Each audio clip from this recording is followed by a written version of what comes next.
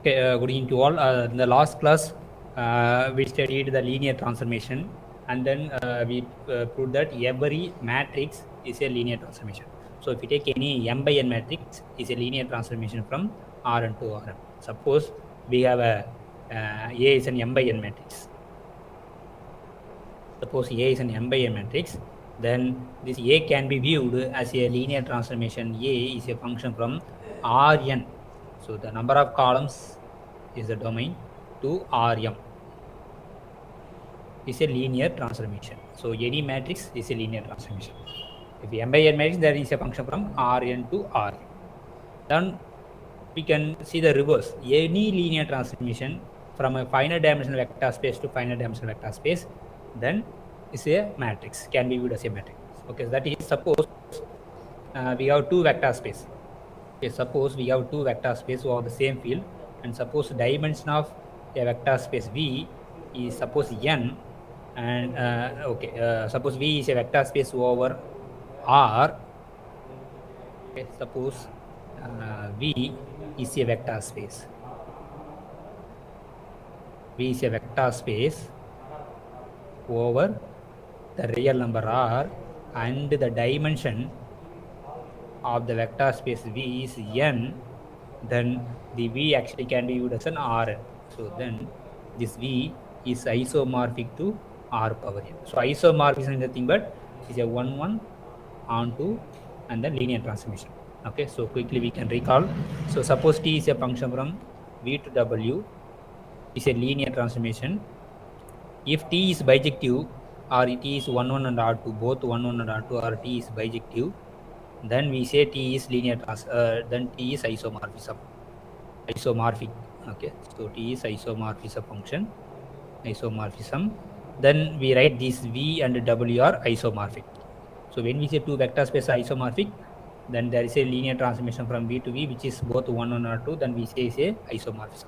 Now suppose this is very important result. If you take any vector space over R and the dimension is n, then V is nothing but can be viewed as an R. If we take any vector over any field, instead of taking real number, if we take any f, then suppose we can write the general result. Suppose V is a vector space over the field f. F is any field, or either R or complex number or anything.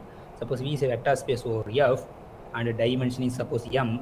So dimension of V is a vector space over the field is suppose m. Then this V is actually nothing but f power m. So this V is can be viewed as a nothing but f power m. So f power m is nothing but you have to take the Cartesian product of f m times. So f cross f m times. Okay. So how the set look like? All set of m tuples. Suppose x1, x2, etc. xm, where each xi's are in the field f. So any finite dimensional vector space over f is isomorphic to f power the dimension. Okay, this is very important result. Okay, now today we are going to discuss any linear transformation from finite dimensional vector space to finite dimensional vector space. Then that linear transformation can be viewed as a matrix. So in the last class we studied any matrix can be viewed as a linear transformation. Now the reverse. Suppose any linear transformation from a finite dimensional vector space to finite dimensional vector space, then that linear transformation can be represented as a matrix. Now how to represent the linear transformation as a matrix, we will discuss today. Okay, matrix representation of a linear transformation. So today we are going to discuss matrix representation. This is a very important topic. So matrix representation of a linear transformation. Okay. So matrix representation. How we represent a linear transformation as a matrix. Suppose we have a linear transformation from a finite dimensional vector space to finite dimensional vector space. Suppose, for example, we take a two finite dimensional vector space. Suppose otherwise V and W. Suppose V and W are finite dimensional vector space, or two finite dimensional. Okay, better don't confuse the dimension. So are finite dimensional vector space for the same field. Okay, finite dimension vector space over the same field F. Vector space over F. Over F. Since it's a finite dimension, therefore we call some M. So let M is the dimension of V. Okay, and N is the dimension of W. So that means what? This V have a basis we call the script B. So script B is a basis of V. Since the dimension is M, therefore basis contains M elements. We call V1, V2, etc. Vm. Because dimension is M, therefore basis, any basis contains M elements. So we call script B is a basis. Because any finite dimensional vector, any basis, any vector space have a basis. So V is a finite dimensional vector space. Therefore it has a basis. We call script V. So it's a basis for V. Again, since W is also a finite dimensional vector space and the dimension is n, therefore if we take any basis, it contains n elements. So better we call script B dash. B dash is a basis for W. We call some W1, W2, etc. Wn. Because the dimension is n, therefore is a basis. Basis for the vector space W. So base, suppose script B is a basis for V means what? If you take any element V in V, V can be expressed a linear combination of this V1, V2, etc. Vm. So this V can be written as some alpha I times Vi, where I equal to 1 to here M. So basis means what? If you take any element in the vector space, that element V can be expressed as a linear combination of the basis element. Again, what do you mean by this script B dash is a basis for W?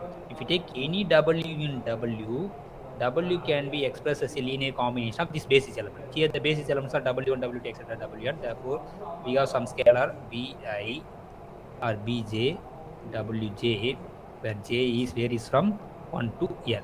So this is a definition. So basis means what? It spans entire space. So that is the definition, but we can write this a unique way. Any W in W can be uniquely expressed a linear combination of the basis element. Similarly, if you take any element V in V, this expresses a uniquely expressed a linear combination.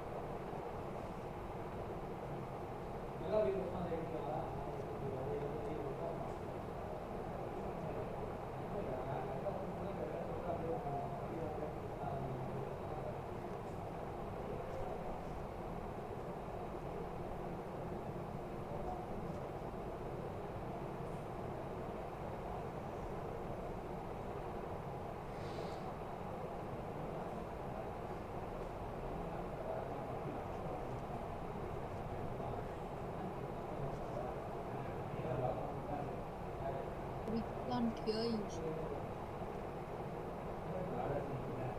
Sorry, okay.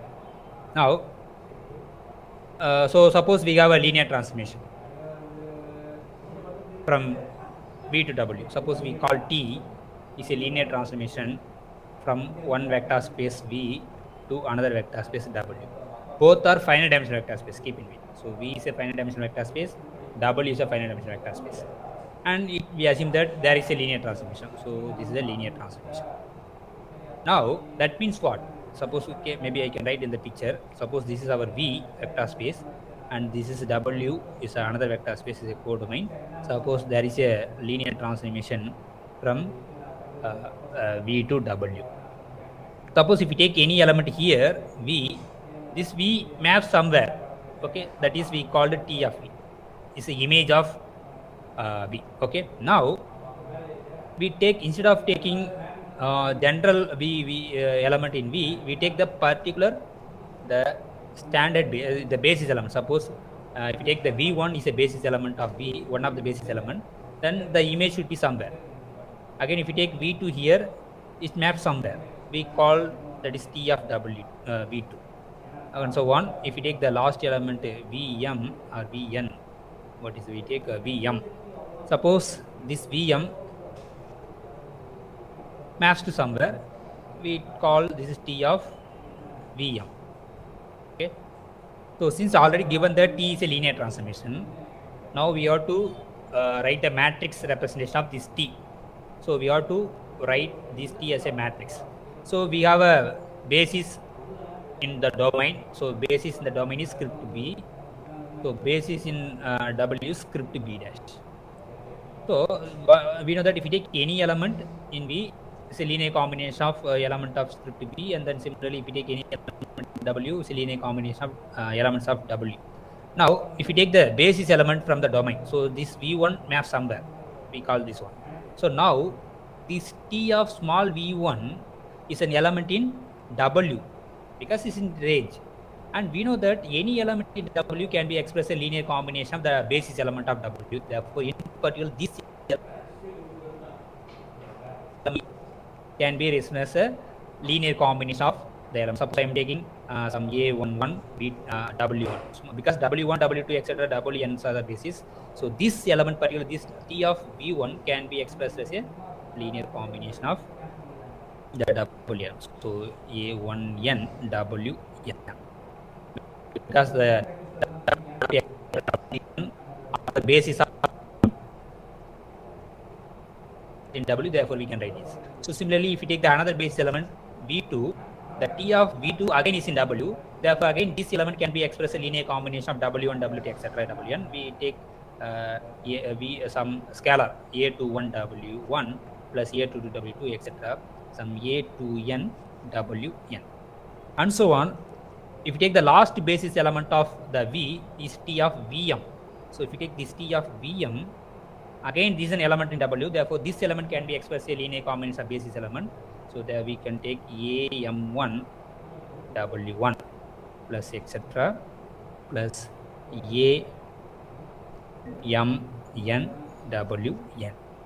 Okay. Now we find the representation of each basis image of each basis element of V. Because small v1 is a basis element.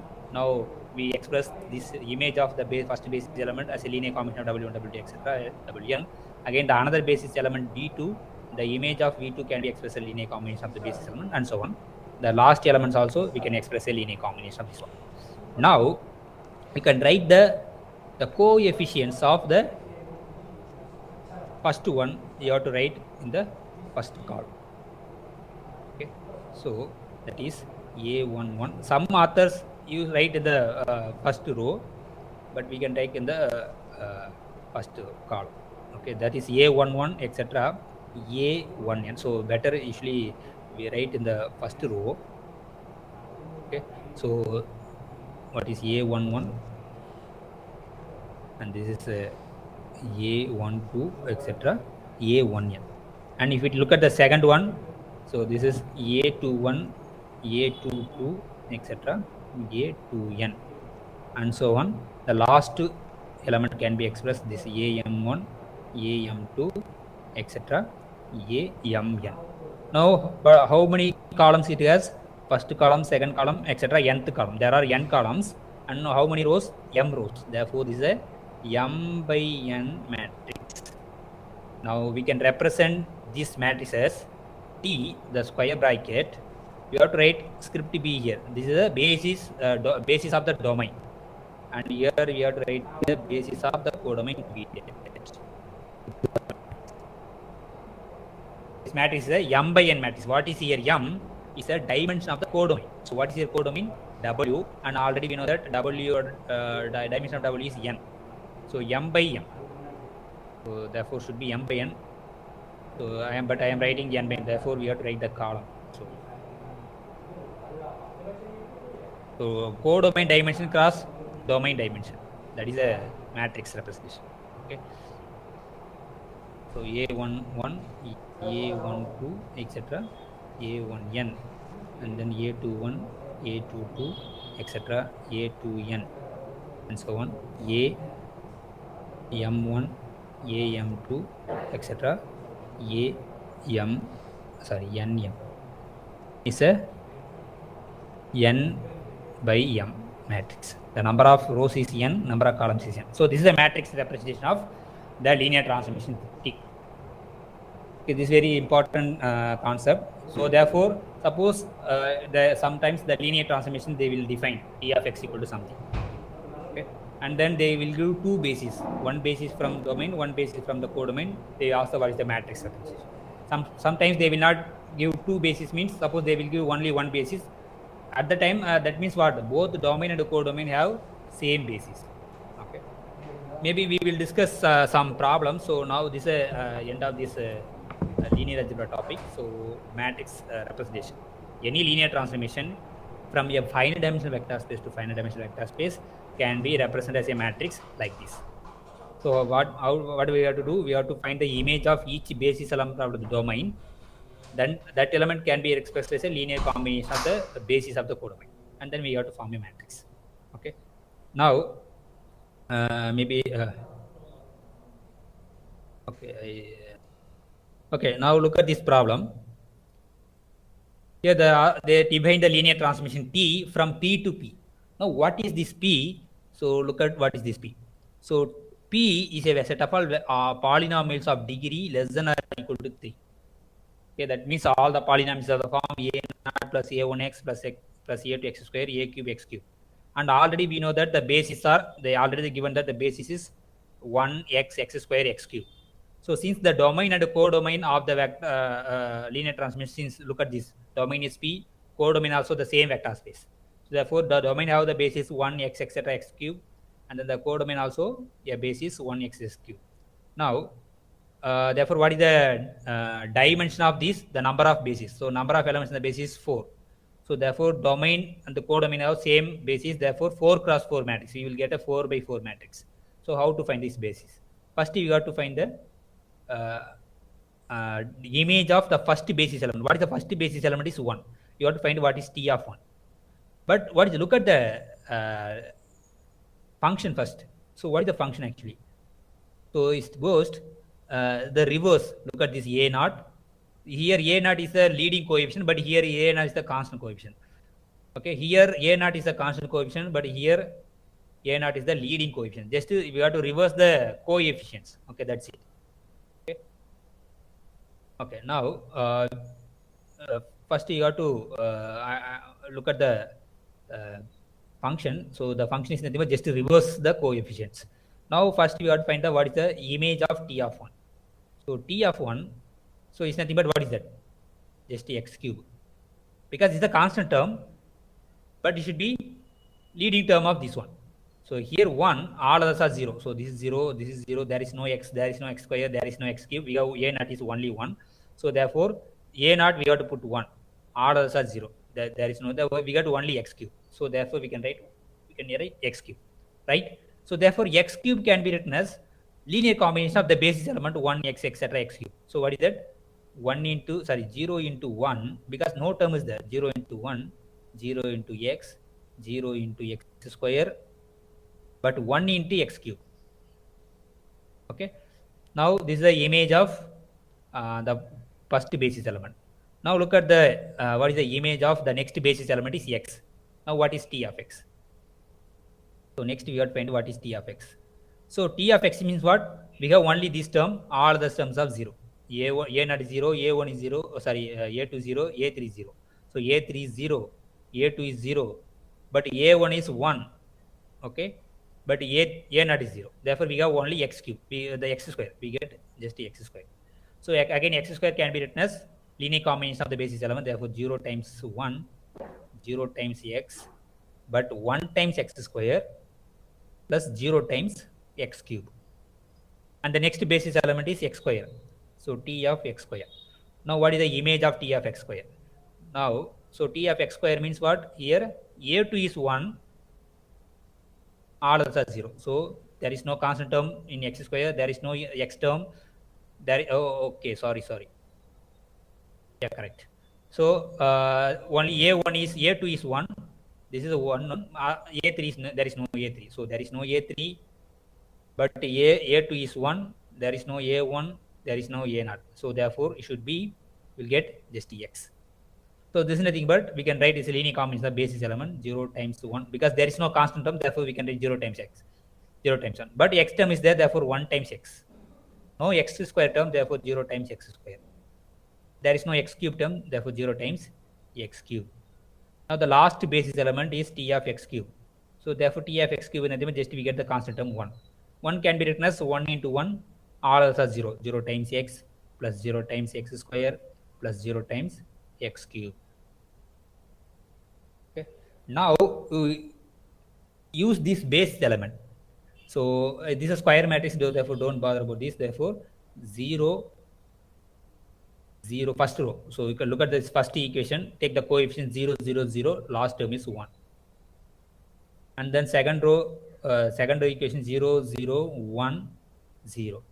And then the third equation we get 0, 1, 0, 0.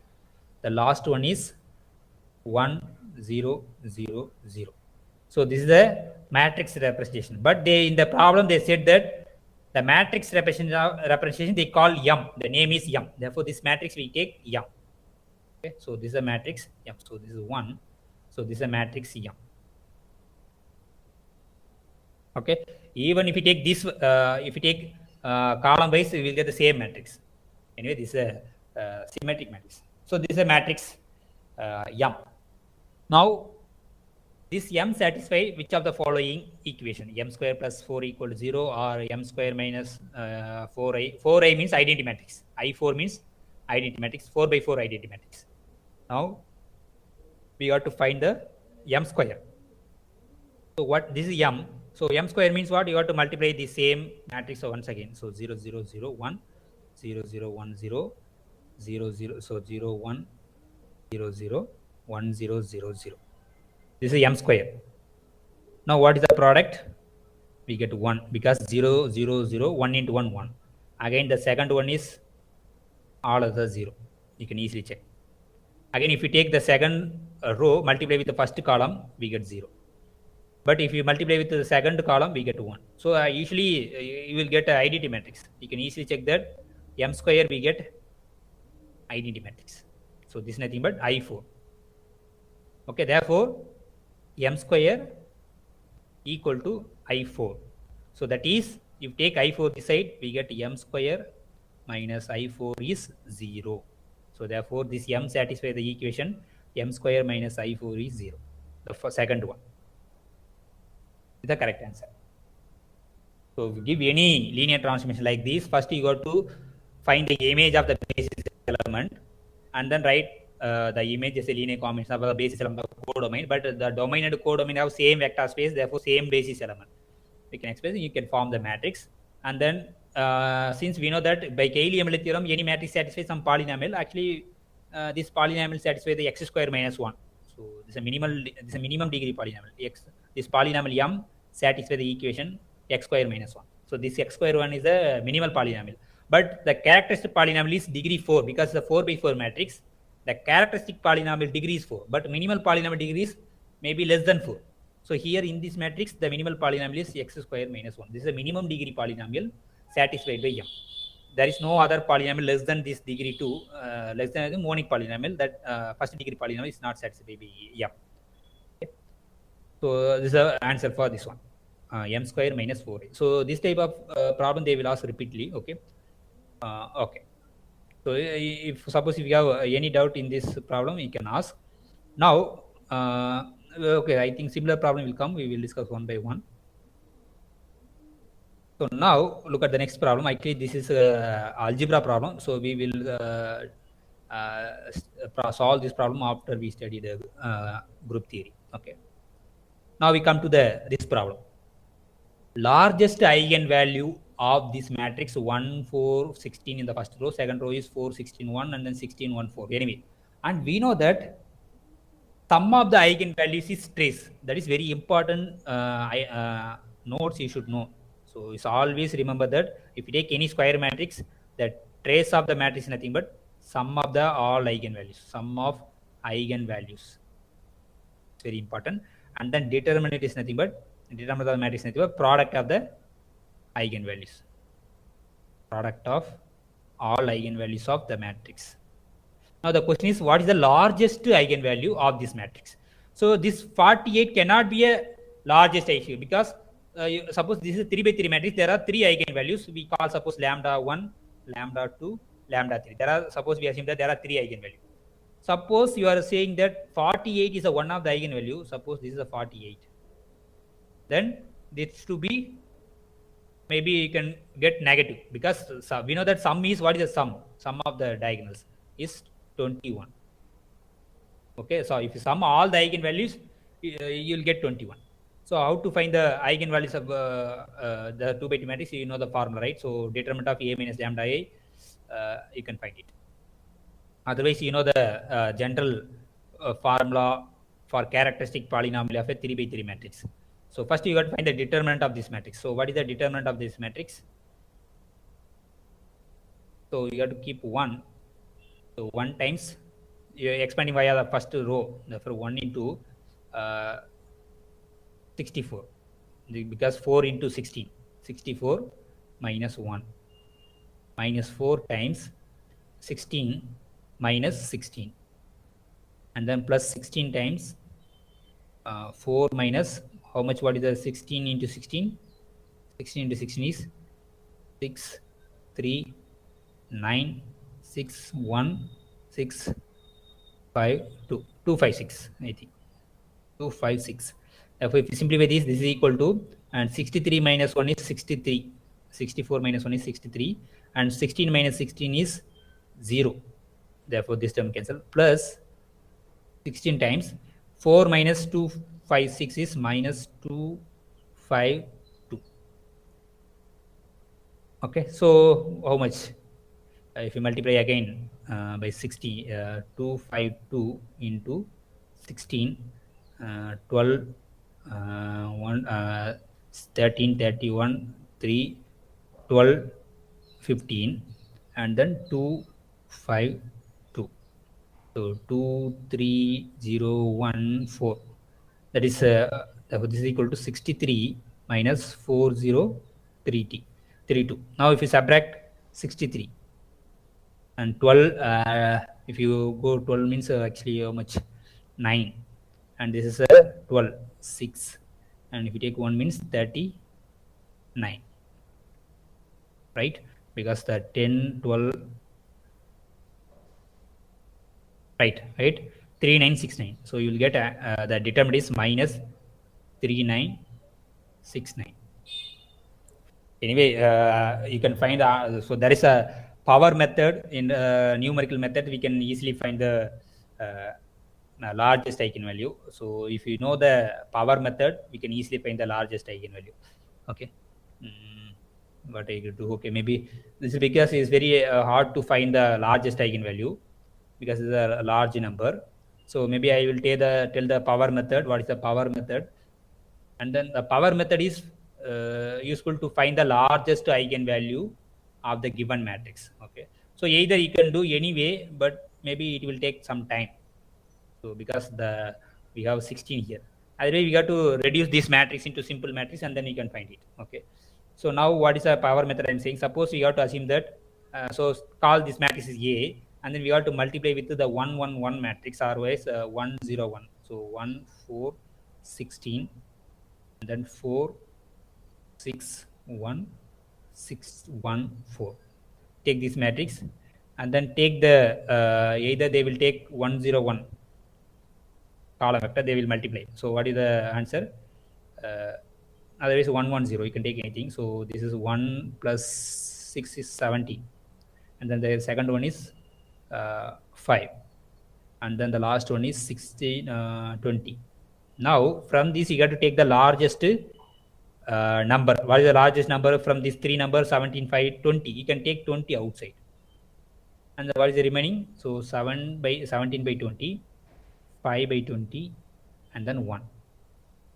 Now we have to take this as a vector. Now we can take the same matrix 1 4 16 4 6 1 16 1 4, and then we have to multiply with this column vector 17 by 20, 5 by 20, 1.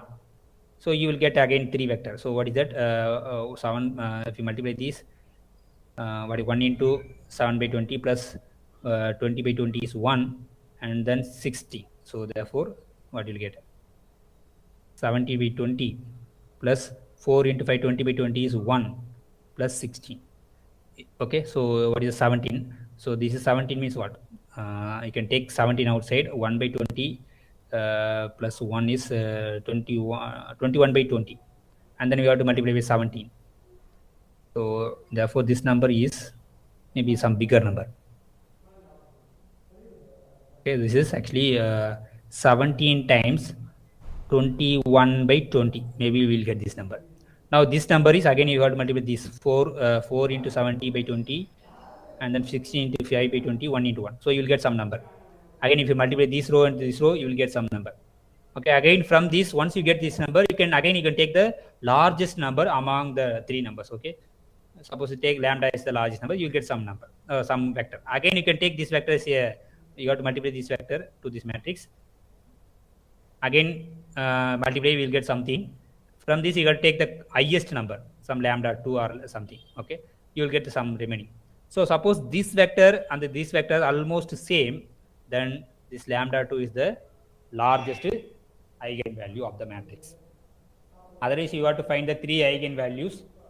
So how to find the eigenvalues? We know the formula: x cube minus trace of the matrix. Here trace is 21 into x square plus the adjoint of trace of adjoint of matrix into x. You have to take the trace of adjoint of matrix into x minus determinant of the matrix, but already determined is 3 9 how much 6 6 something. Okay, so this is a characteristic polynomial. You have to solve this. You have to find the roots of this polynomial, and then you take the largest one. Okay, so usually people are used to find the largest eigenvalues using the power method. So suppose if you don't know the power method, just to go through the any linear numerical methods book, they will explain like this. If they already take 1 0 1 is a vector, and then they multiply with the matrix, and then we will get a, again we get a column vector. From that column vector, they will take the largest number outside, and then we have to multiply the remaining vector to the matrix. Similar, they will do the similar process. So we got the iteration is stopped, you will get the same vector. Then you take the lambda 2 is the largest eigenvalue. Okay, that is the best method. So if suppose you are feeling this is very difficult, so go through this method, x cube minus 21x plus the trace of adjoint of a. Otherwise 1 by 2 trace of a square minus trace of a square. You will find the coefficient of x. You will get the third degree polynomial. You try to guess one solution. Once you get the one solution, you can easily find the other two solution. Okay, so maybe I leave to the exercise to you. So use the power method to find this. Now we come to this problem. 26th problem, maybe I will leave to the exercise to you. So actually, what is maybe unitary matrix? So suppose we say, suppose A is a matrix with complex entries. Okay, suppose maybe we can take Aij. Suppose A is a matrix. If this Aij is a complex number, then what is mean by A star? So A star means what? You have to take complex conjugate of this number Aij, and then take the transpose. Okay, so that is Aji bar. So that is A star. Okay, so unitary matrix means what? A into A star should be identity matrix, or A star times A should be identity matrix. Okay, a matrix satisfies this condition: A into A star equal to identity, or A star A equal to identity, then we say A is a unitary matrix. Okay, in the real case, suppose suppose if we take any real number, Aij is same, bar is same as Aij. For real case, Aij bar equal to Aij. Okay, so in that case, what is the unitary matrix? Means orthogonal matrix. That is, we take the transpose. A into A transpose equal to identity, or A transpose into A equal to identity. Then we say A is a orthogonal matrix. For the real case, we can say it's an orthogonal matrix.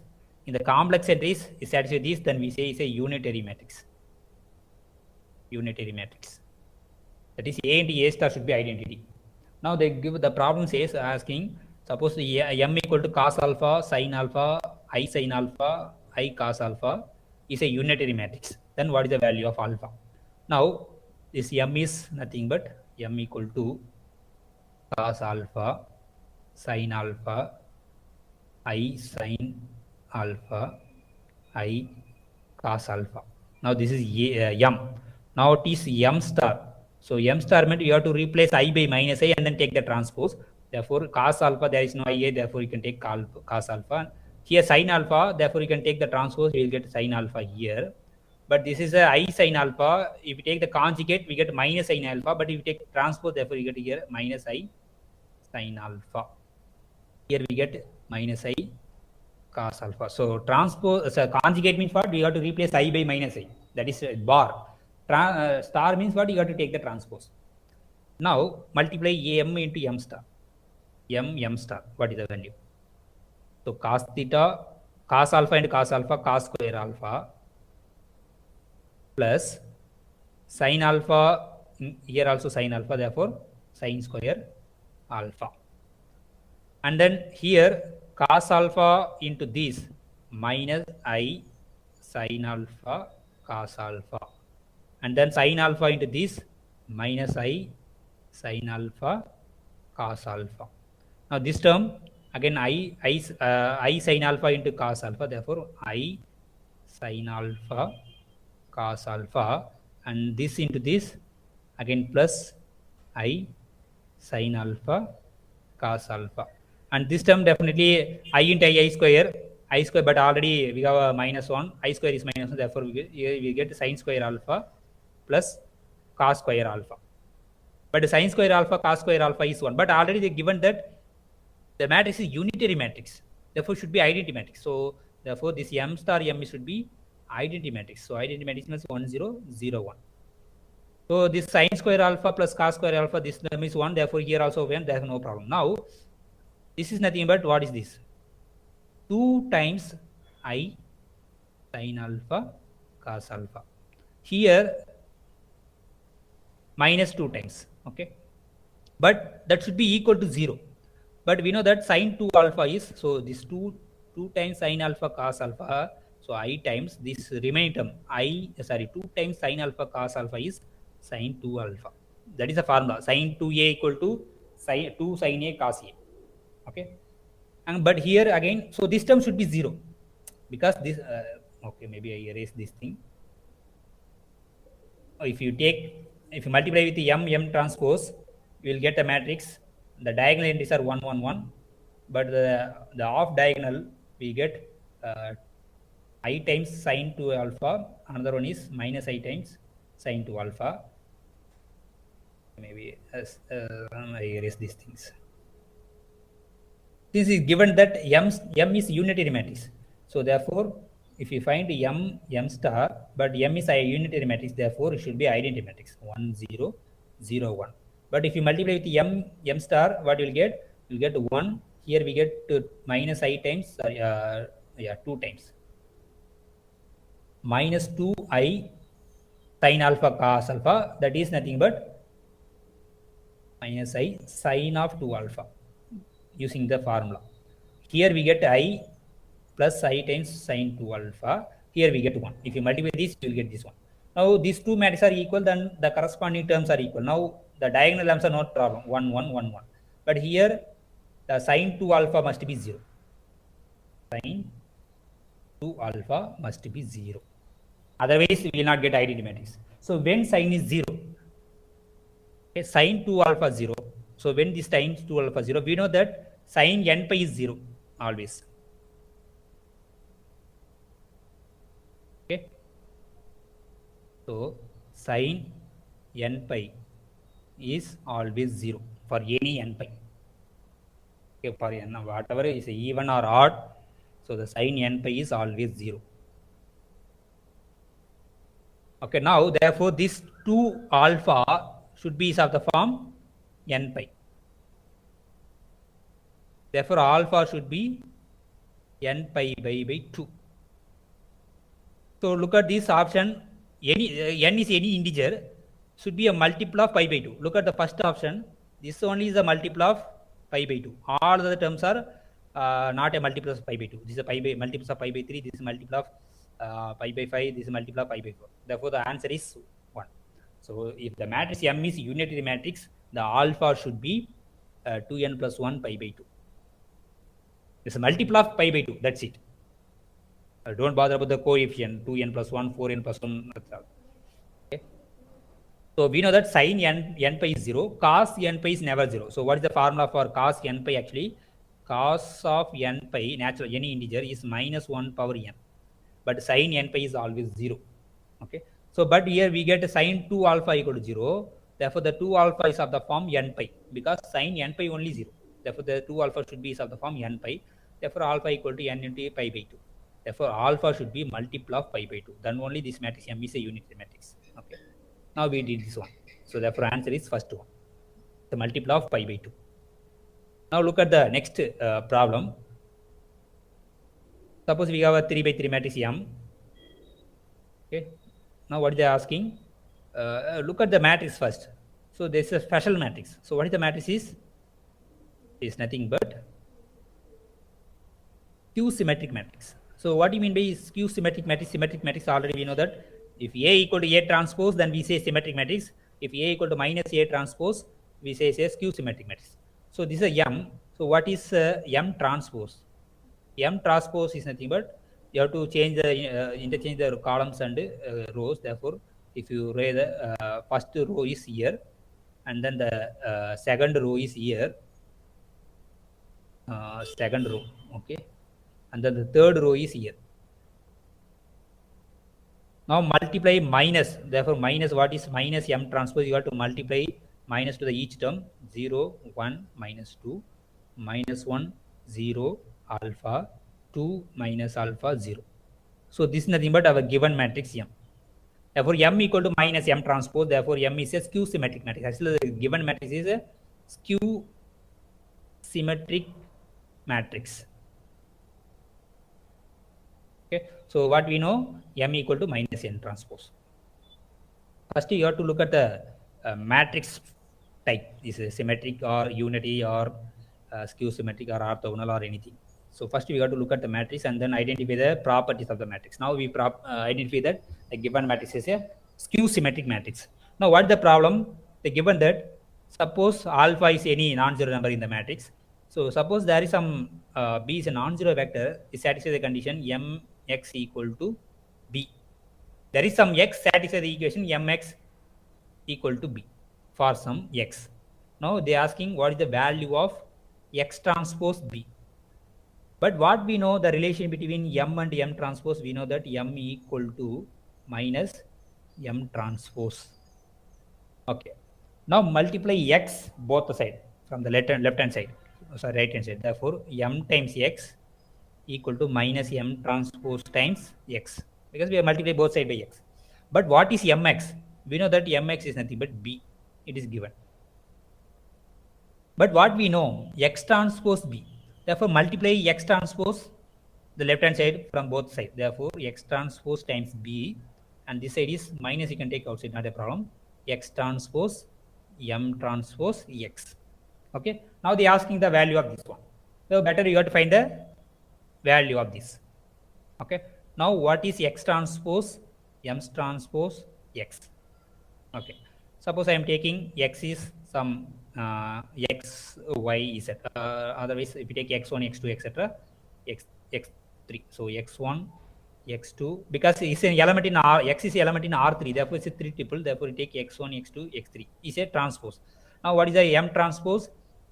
And then minus is there, okay. So therefore better I take this minus to inside if you want, okay. So therefore if multiply minus to the M transpose, so therefore this is a given matrix M, take the transpose and then put minus. Anyway, minus M transpose is nothing but M. So directly I can write the matrix M. So 1, 2, minus 2, minus 1, 0, alpha, 2 minus alpha 0. This is M. Actually this is minus M transpose, this is nothing but M. Now what is x? Again you take x1, x2, x3. Now what is this actually? This is a 1 by 3 matrix, this is a 3 by 3 matrix, and this is 3 by 1. So if you multiply these, this 3 can, for multiply this 3 cancel and this 3 cancel, we get 1 by 1 matrix, we get a single number. Okay. Now what is the product? Now first multiply with these two.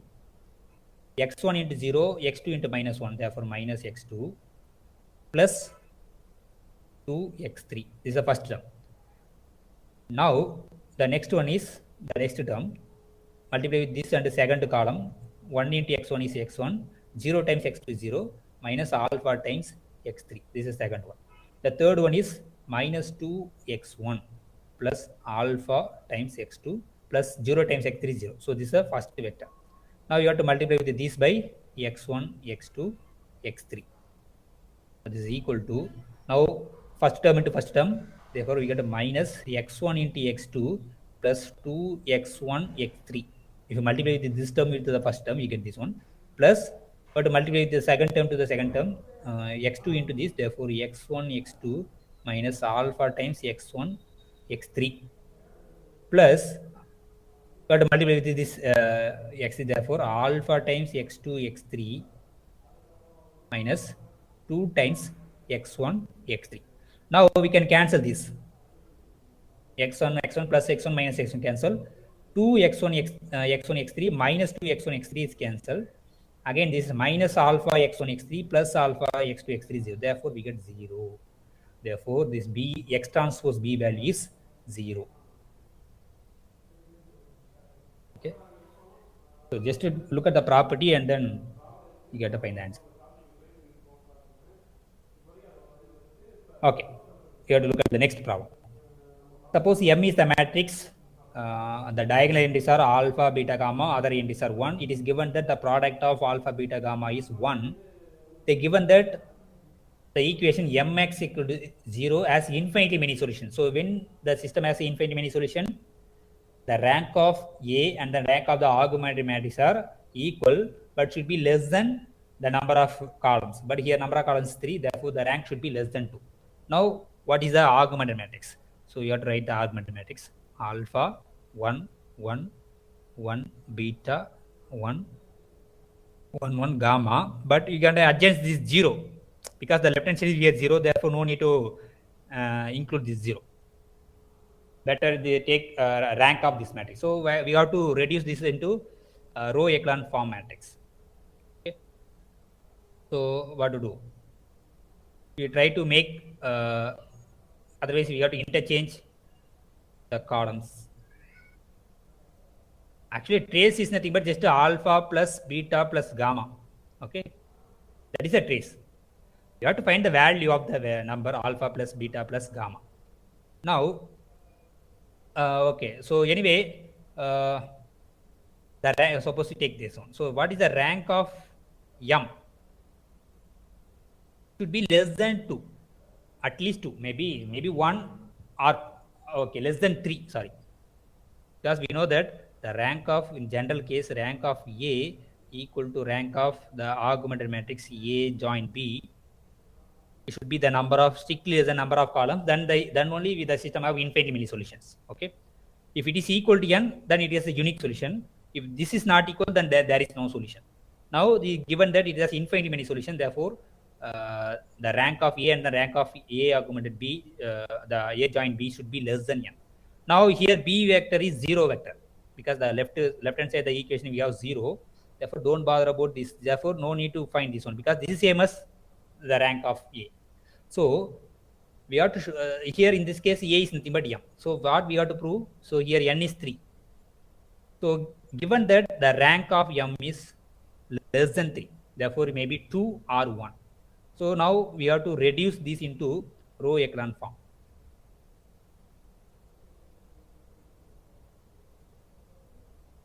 So we try to make below the diagonal lines as 0 first. Okay, and then we can make. So what is the rank of this matrix? That is a question. You have to show that the if rank should be less than 3, then what is the condition on alpha, beta, gamma? Okay. Now if you want, you interchange the first row and then second row. Therefore 1 beta 1. Again we need this one, so better keep this one, since given that the product of alpha, beta, gamma is 1, therefore none of the number is 0, because the product is 1, therefore alpha is non-zero, beta is non-zero, gamma is non-zero. Now we have to make this entry is 1, therefore we have to divide alpha 1 by alpha both sides, therefore we get 1 by alpha 1 by beta. Okay, Now we have to make the below the entries should be 0. So maybe now we keep 1 beta 1 1 gamma. Okay. Now we have to make these two entries should be 0. We have to make these two entries as 0. So what we have to do? We have to subtract this minus this, or first row minus second row. You can take anything. So I keep 1 by alpha, 1 by beta. And here maybe I can subtract from here to here or here to here. That is not a problem. But suppose I am taking R2 minus R3. 1 minus 1 0. What? Beta minus, yeah. Sir, what was the first operation, sir? Okay, sorry. Okay, this is alpha. Sorry. Everything you have to Okay. multiply by alpha. Sorry. So maybe thank you. You have to multiply throughout by alpha. So now this should be 1 minus gamma. Okay, this is second row. Now third row again, subtract this minus second row minus third row, you have to put in the last row. Therefore 1 minus 1 is 0. Here again we get the same number, right? Okay, otherwise this minus this, better.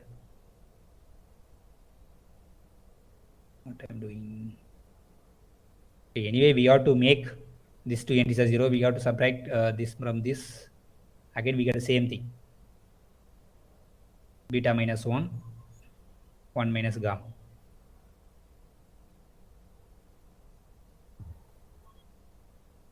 Okay, correct. So actually what I did actually, so please wait.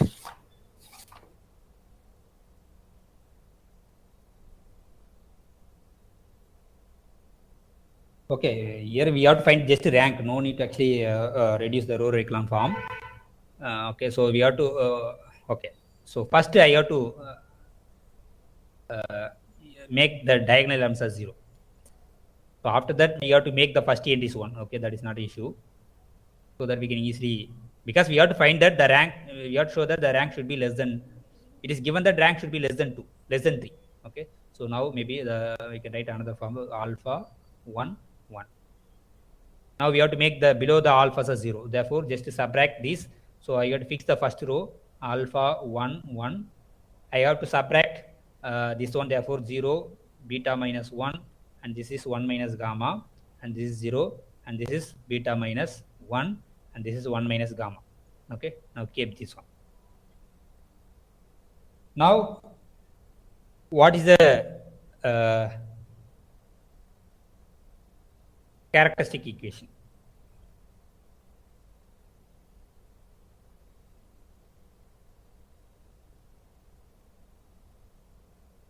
Okay, no need to find the characteristic equation. Anyway, here rank is 2. So okay. Actually, what is the answer is alpha beta gamma value. Okay, we have to find the alpha beta gamma value, right? Okay, anyway, okay, I will discuss this problem later. Okay, so we have to do some other work. So once I finish this simple one actually.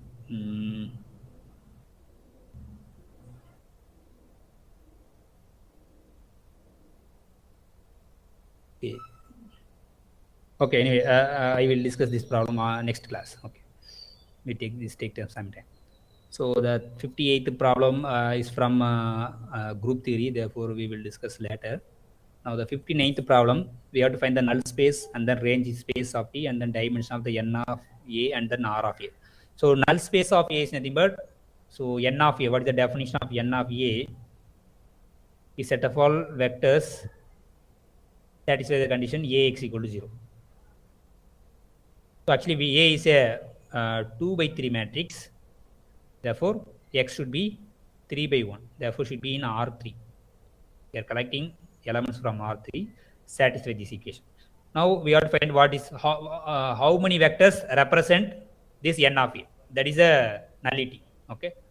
So, okay, you can take. So, we have first you have to write what the null space. So that is set of all x1, x2, x3, such that the product is 0. What is the product? Matrix is 1, 2, 0, minus 1, 5, 2 times x1, x2, x3 equal to 0, 0. Now, if multiply, we get a first equation x1 plus 2x2 equal to 0. If you multiply the second equation, we get a equation x1 plus 5x2 plus 2x3 equal to 0. Correct? Now, we can substitute the value. So, from the first equation, we get a relation x1 equal to minus 2 times x2. Okay, therefore, x1 is nothing but, so therefore, we can replace this x1 by 2 times minus 2 times x2. We try to eliminate or reduce the number of unknowns. Here, there are 3 unknowns. Using this condition, we have to reduce the number of unknowns. That is the main aim. So, therefore, now instead of x1, we can take minus 2 times x2. Now, we can keep x2 now, time being. Okay. Now, one unknowns we eliminated. Now, look at this second equation. Now, replace the x1 value here. What you'll get? X1 is nothing but 2 times x2 minus 2 times x1. Therefore, minus minus plus. Therefore, this is x1 is nothing but 2 times x2 plus 5 times x2 plus 2 times x3 equal to 0. Therefore, this is nothing but 7 times x2 plus 2 times x3 equal to 0. Therefore, simply with this, what is x3? X3 is nothing but you can take minus 7x2 that side, and then we have to divide by 2. Therefore, instead of x3 term, we can take minus 7 by 2 x2. Therefore, now we get only one unknowns, namely x2. You can take x2 outside, therefore I can erase all the things. Now we get only one vector represent the null space. So here such that we can take only x2 in R. So that is we can take x2 outside, x2 times minus 2, 1, minus 7 by 2, such that x2 is any real number. Therefore, only one vector, namely minus 2, 1, minus 7 by 2 represent this null space. Therefore, the dimension of the null space is nullity. This is a null space. Now we found the null space n of A, and then we have to find the range space of A of B. Okay, range of B, and take the intersection, and then find the dimension. Okay. So what is the range space? Range of B. So what is the definition? Range of B is nothing but set of all Bx, such that x in B is a 3 by 2. Therefore, it should be 2 by 3. Therefore, should be in 2 R2. So this is a range space. Okay. Now what is B? B is the matrix, and then multiply, you get something. So 1, 2, 1, 2, minus 1, 0. Okay. 1, 2, minus 1, 0. And then 1, 2, 3, 1. 3, 1 times x. X may be x1, x2. So multiply this. Maybe I remove this bracket. Now what is the multiplication? You get a 2 equation. So it's a 2, not 2 equation, it's an ordered pair. So we get a first equation, we get x1 plus 2 times x2. That is the first coordinate. Second coordinate, we get minus x1. The third coordinate, we get 3 times x1 plus x2. So this is a range. Now we can directly, I can write the range space is nothing but, since we already know that every matrix is a linear transformation. Now A is a 2 by 3 matrix. Therefore, A is a function from R3 to R2. Is a linear transformation. Therefore, this is because this is a 2 by 3 codomain cross domain, right? Therefore, A is a linear transformation from R3 to R2. B is a linear transformation from, this is a 3 by 2. Therefore, it's a function from R2 to R3. Therefore, if you multiply with the x with b, means the x should be into coordinate, but the range of b, the bx should be here. Okay, that's why I am taking 3 coordinate. Now, therefore, the range of b is nothing but ordered triple x1 plus 2x2 minus x1 plus 3x1 plus x2 okay, such that x1, x2 in real number. Now, how many vectors represent this null space, R of space, R of B? Now we have to write this given vector into sum of two vectors. So this vector can be written as this vector.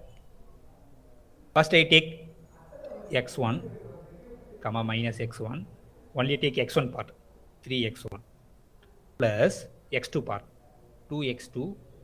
There is no x2 here, therefore 0. Here the x2 is x2. Now if you sum, so what is the sum here? Term by term sum. If you sum this x1 plus 2x2, we get the first term.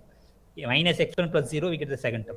x1 plus x2, we get the third term. Therefore this vector can be x minus sum of this one. So now we can take x1 outside from the first vector, we get 1 minus 1, 3. Plus you can take x2 outside here, we get 2 comma 0 comma 1. Now x1 x2 is any number. Therefore these two vector represent R3, that is R of 3, R of P. Now the null space spanned by these. Now what is the common? Can you get this number? So okay. What is the relation between these three vectors? So the the R of B contains the two vector 1 comma minus 1 comma 3 and 2 comma 0 comma 1. So this is the spanning set of the R of B. Any vector can be accessed linear combination of this vector. The n of A is a spanning of the vector only one vector minus 2 comma 1 comma minus 7 by 2. Okay. Now what is the intersection?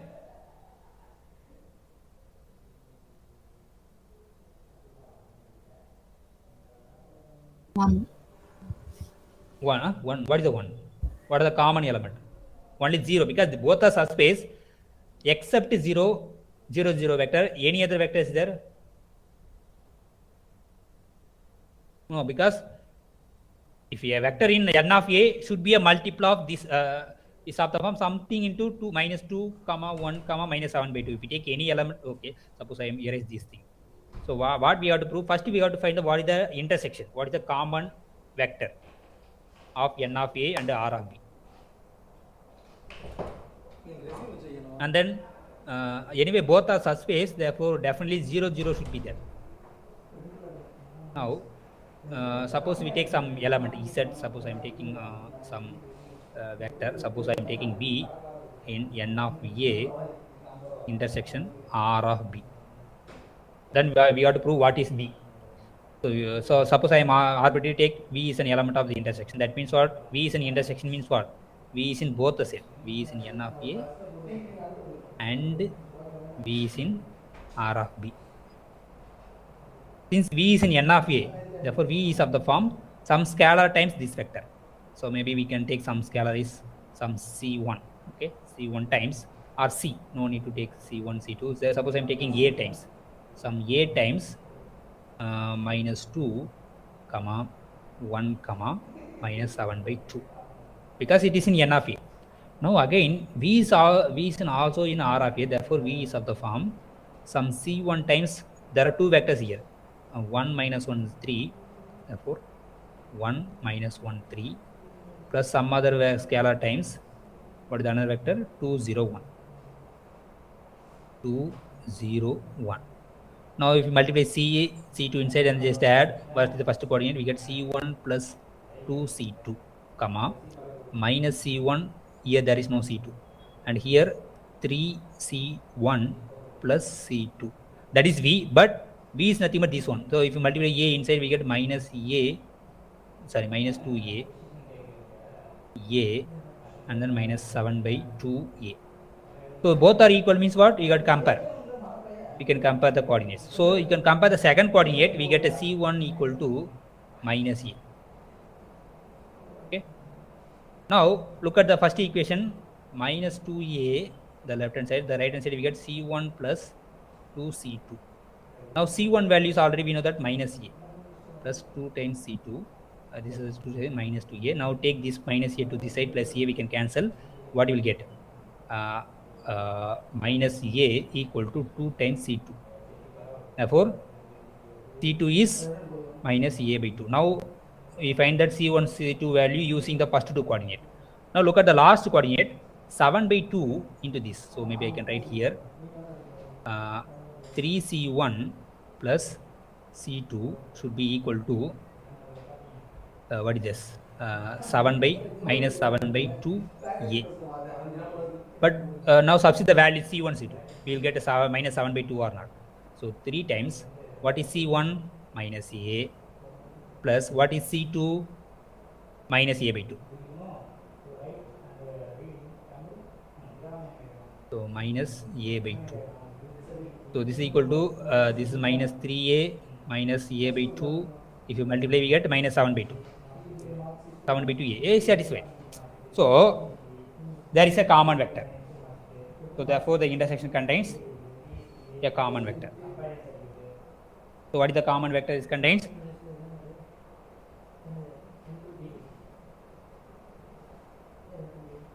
What is the common vector? So we take arbitrary one element v. So this v is either we can write this format as well as v can be written as this format. And now we found that this a is nothing but this c1 is nothing but minus a, and this c2 is nothing but minus a by 2.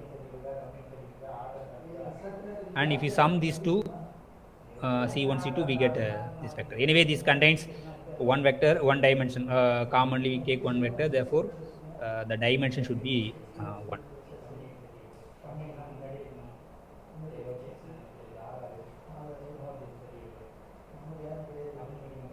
Because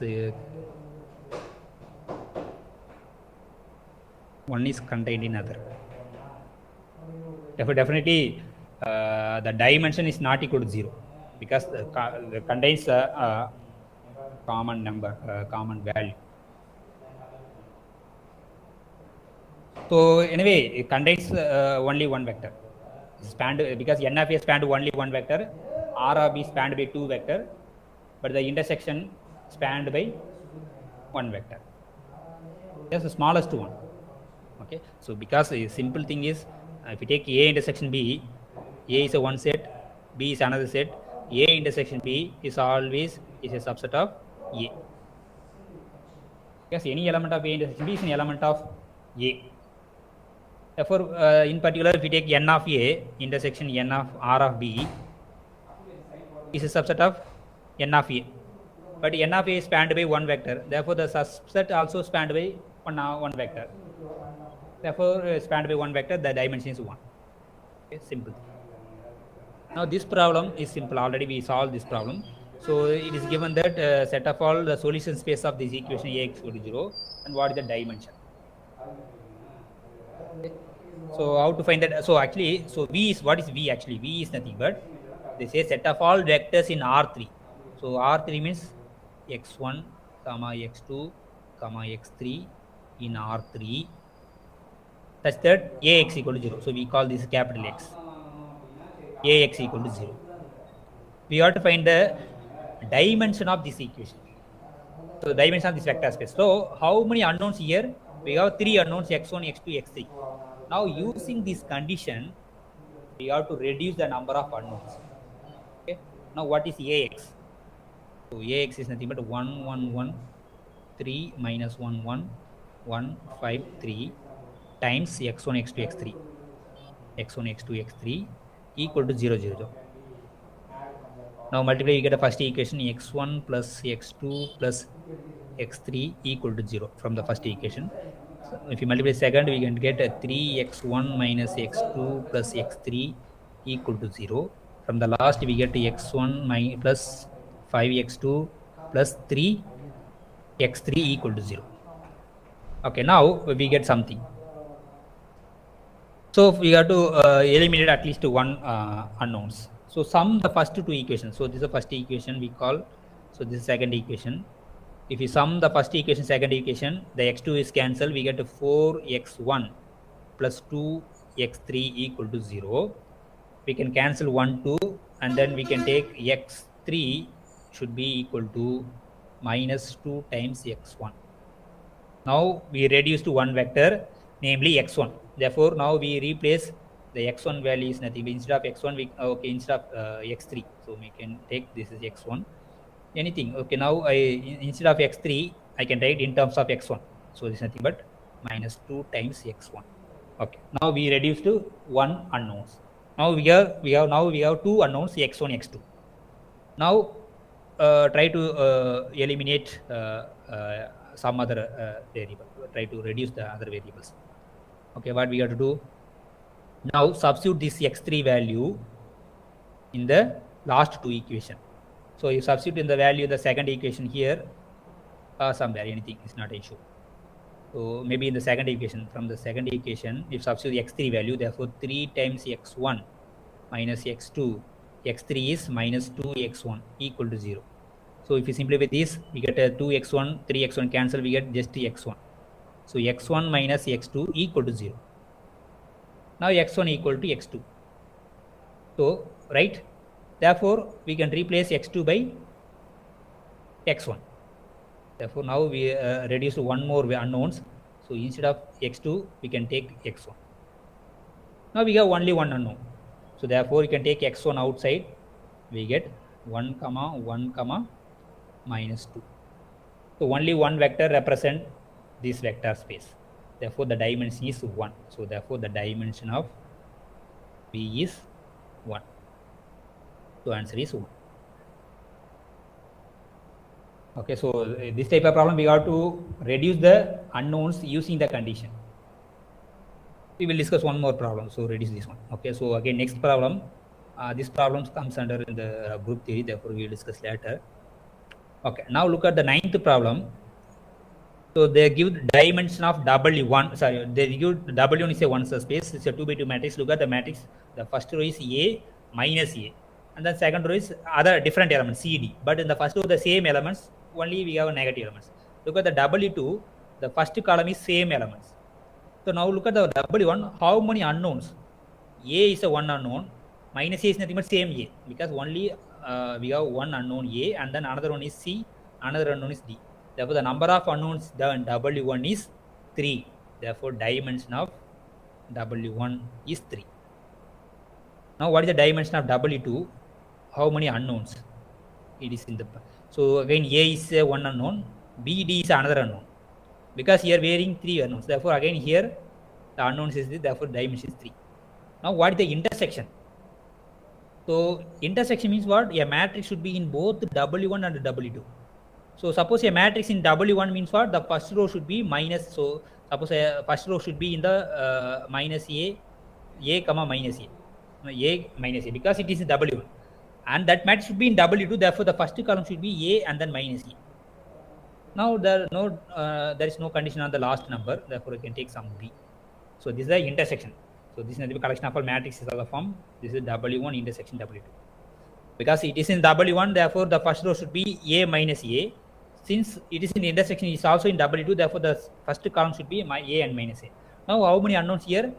A and B. There are 2 unknowns. Therefore, dimension of W1 intersection W2 should be 2, because only 2 unknowns A, B. Now, what is the question? Suppose if M is the dimension of intersection and N is the dimension of M plus N, what is the pair? Already we found the dimension of the intersection. Just now we found that is 2. Therefore, the first coordinate should be 2. Therefore, the last 2 is not answer, because we found that M intersection value. Now, what is the dimension of sum? We know the formula dimension of W1 plus W2 is nothing but dimension of W1 plus dimension. So dimension of W1 plus W2 is dimension of W1 plus dimension of W2 minus dimension of W1 intersection W2. This is the formula. Now dimension of W1 is 3. Dimension of W2 is also 3. Minus dimension of W1 intersection is 2. Therefore, 6 minus 2 is 4. Therefore, the second coordinate is 4. Therefore, second answer is the correct one. Okay. If you have any doubt, you can ask. So first we have to look at the number of unknowns in the subspace. So W1, there are 3 unknowns, A, C, D. Therefore, dimension is 3. The second subspace W2, the unknowns are A, B, D. Therefore, 3 dimension. What is the intersection means what? Look at this matrix. The first row A minus A. The first column A minus K.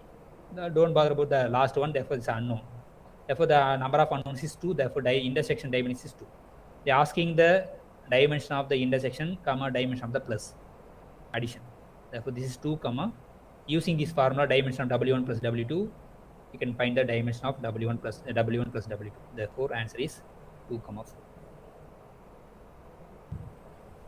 Now look at this problem.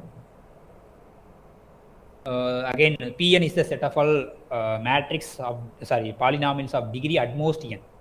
And then there are two linear operators they defined. One is the derivative map, the capital D, and then the capital T is the integrating map. Because if you differentiate this polynomial, if you differentiate a0, the a0 is 0.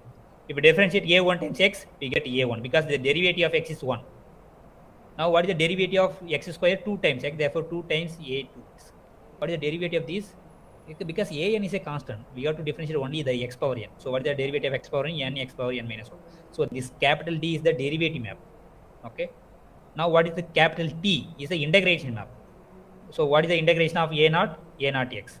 What is the integration of a1 x? What is the integration of x? X square by 2. But anyway, we can adjust the 2. Okay. So, again here an x power. Otherwise, sorry, this is not an integrated map. Just they multiply with the x. Just they multiply throughout the x. Okay. So simply I am writing. So D is a function from set of all nth degree polynomial. If you take the derivative, 1 degree is reduced, therefore to n minus 1. If you differentiate the polynomial of degree n, is reduces to n minus 1 polynomial. Therefore, the codomain dimension is n minus 1. So therefore, D of what is the function? D of, if you take any polynomial f of x, is nothing but the derivative. We usually call f dash of x. Okay. Otherwise, d by dx of x, f of x, derivative of f of x. That is a capital D. Now, capital T is nothing but Pn2 Pn plus 1. What actually we are doing? We are multiplying by x. That is T of, if you take any polynomial f of x, is nothing but x into f of x. Just we have to multiply by x. The entire polynomial. So these are two linear operators they are given. Okay. Now what is the question? Suppose if capital A is the matrix representation of this operator. What is the operator? dt minus td from Pn to Pn with respect to the standard basis of Pn. What is the standard basis of the basis of this? This is 1 number 1x x square etc. up to x power n. So this is the standard basis. Okay. Now question is, once you find the matrix, what is the trace of the matrix? So now we know what is T and D. Now we have to find that what is the T double TD. Otherwise, we can directly find the matrix of this one. So better we take some 2 by 3. If you take 2 or 3, n equal to 2 or 3. So better simple case. If you take n equal to 2, simple case. So therefore, the P2 to P2 is a function D. So therefore, what is the first we have to find the matrix of this. So what is the derivative of 1? So we have to look at the basis element. So derivative of 1 is 0. So next one is derivative of x. Next basis element 0. What is the derivative of x? 1. So what is the derivative of x square is 2 times x. Now this is nothing but we can write the linear combination of again 0 times 1 plus 0 times x plus 0 times x square. And 1 can be written as 1 into 1, 0 times x, 0 times x square. And here there is no constant term, therefore 0 times 1, but the x term is there, 2 times x plus 0 times x square. Now what is the matrix? You can write as a column. So 0, 0, 0, 1, 0, 0. The last row equation 0, 2, 0. So this is matrix D. Okay, time being. Now what is the T, capital T? T actually what is the function? T of f of x is nothing but x into f of x. That is the function. Now what is the standard basis image? So T of 1 is x into 1, therefore x. What is T of x? X into x, x square. We have to multiply with x. So what is T of x square? We have to multiply with x cube. Therefore we get x cube. So this is nothing but 0 times 1, 1 times x. So what is actually T is a function from P2 to P3 because we multiply by x, therefore 1 degree is increased, therefore the codomain dimension is 3. So the dimension 4, therefore 0 times x, sorry 1 times x, 0 times x square, 0 times x cube, and this one is 0 times 1, 0 times x, 1 times x square plus 0 times x cube. There is no x cube, therefore 0 times. Here all others are 0 except the x cube term. That is 1 times x cube. Now there should be actually this is a problem. They will take dt.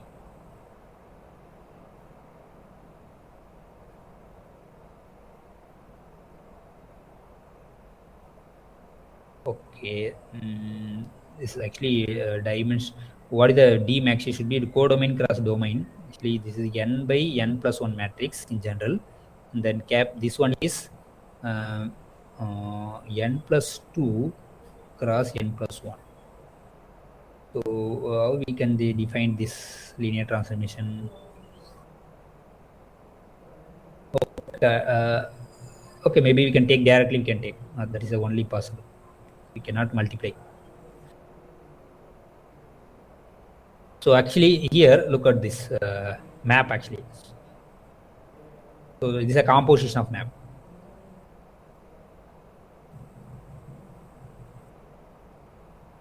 It's not a product of the matrix. So I will explain what is the composition now. So first we had to write what is the function d. So it's a function from Pn to Pn minus 1. So this is a function capital D. But look at, okay, actually there is some mistake here, I think so. So we have to look at what is this meaning. Td minus Td. It's not a composition, I think so. Because the domains are same, but the codomains are not same. Okay, we will discuss this problem later. I think there is some mistake here. Okay. Next, we can look at this. Actually, nowadays they will ask this type of question or not. I think they will not direct question, right? They will not any state and prove this thing or not. Determine the dimension of A. Okay, it's not a big issue. You take general case. Given the general case, any n by n matrix, take n equal to 2. So A is a 2 by 2 matrix with the characteristic polynomial these. Therefore, actually, look at the matrix. The characteristic polynomial A should be B. Okay, because it's given that it's a diagonal matrix. A is a diagonal matrix, and the characteristic polynomial is therefore the A matrix should be here. In the case of n equal to, suppose if n equal to anything, general n means what? A appear P times, B appear Q times. So therefore this is n by n matrix. So actually this n is nothing but P plus Q actually. So because already we know that if you take the diagonal matrix, the eigenvalues are nothing but the elements of the diagonal.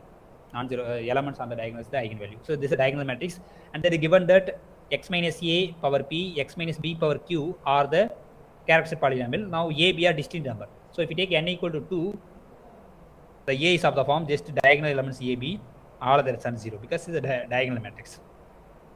Now what is the V? It is given that. So now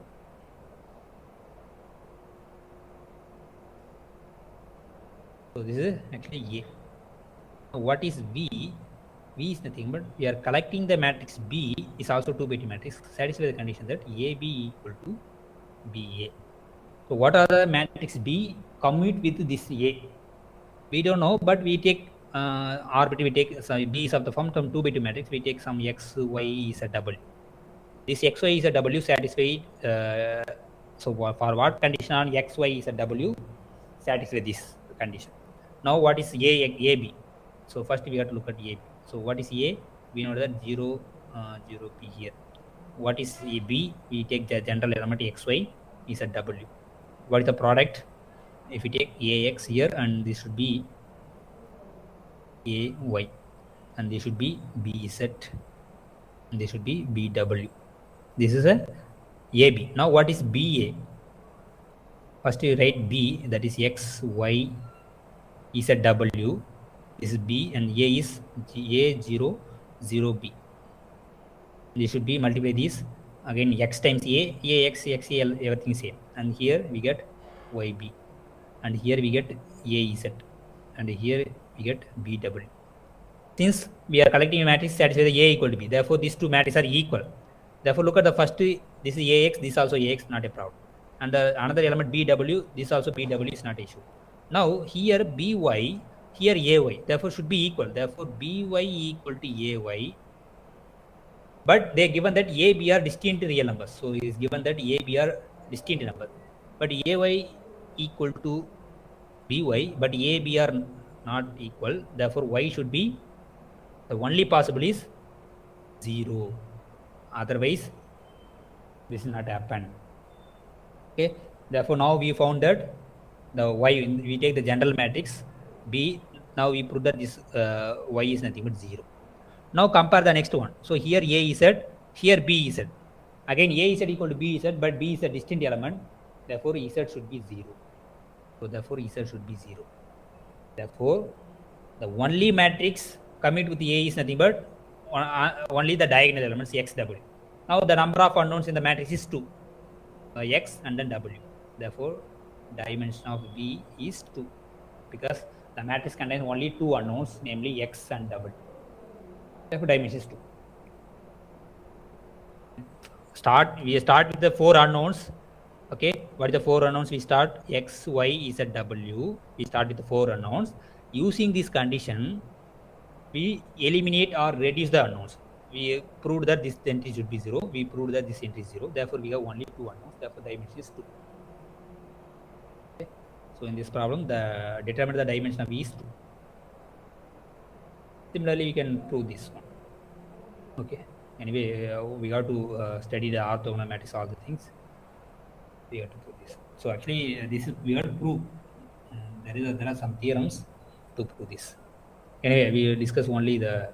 Again, we can check this one. So suppose v1, v2, v3 is a base linearly independent vectors over R. Then which of the following sets are also linearly independent? Okay, we can easily eliminate some unknown, some option. Look at the second option. Okay, so if you subtract or if you okay.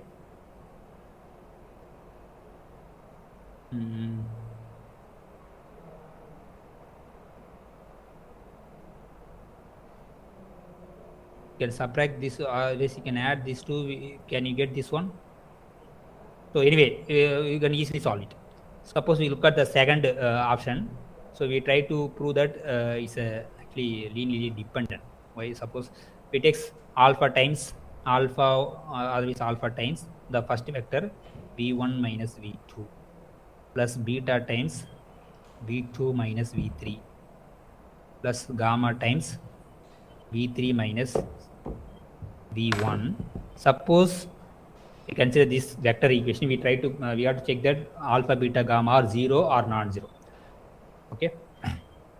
Now multiply alpha, beta, and then take this one. Therefore, alpha v1 plus beta v2 plus gamma v3. First v1 take this one.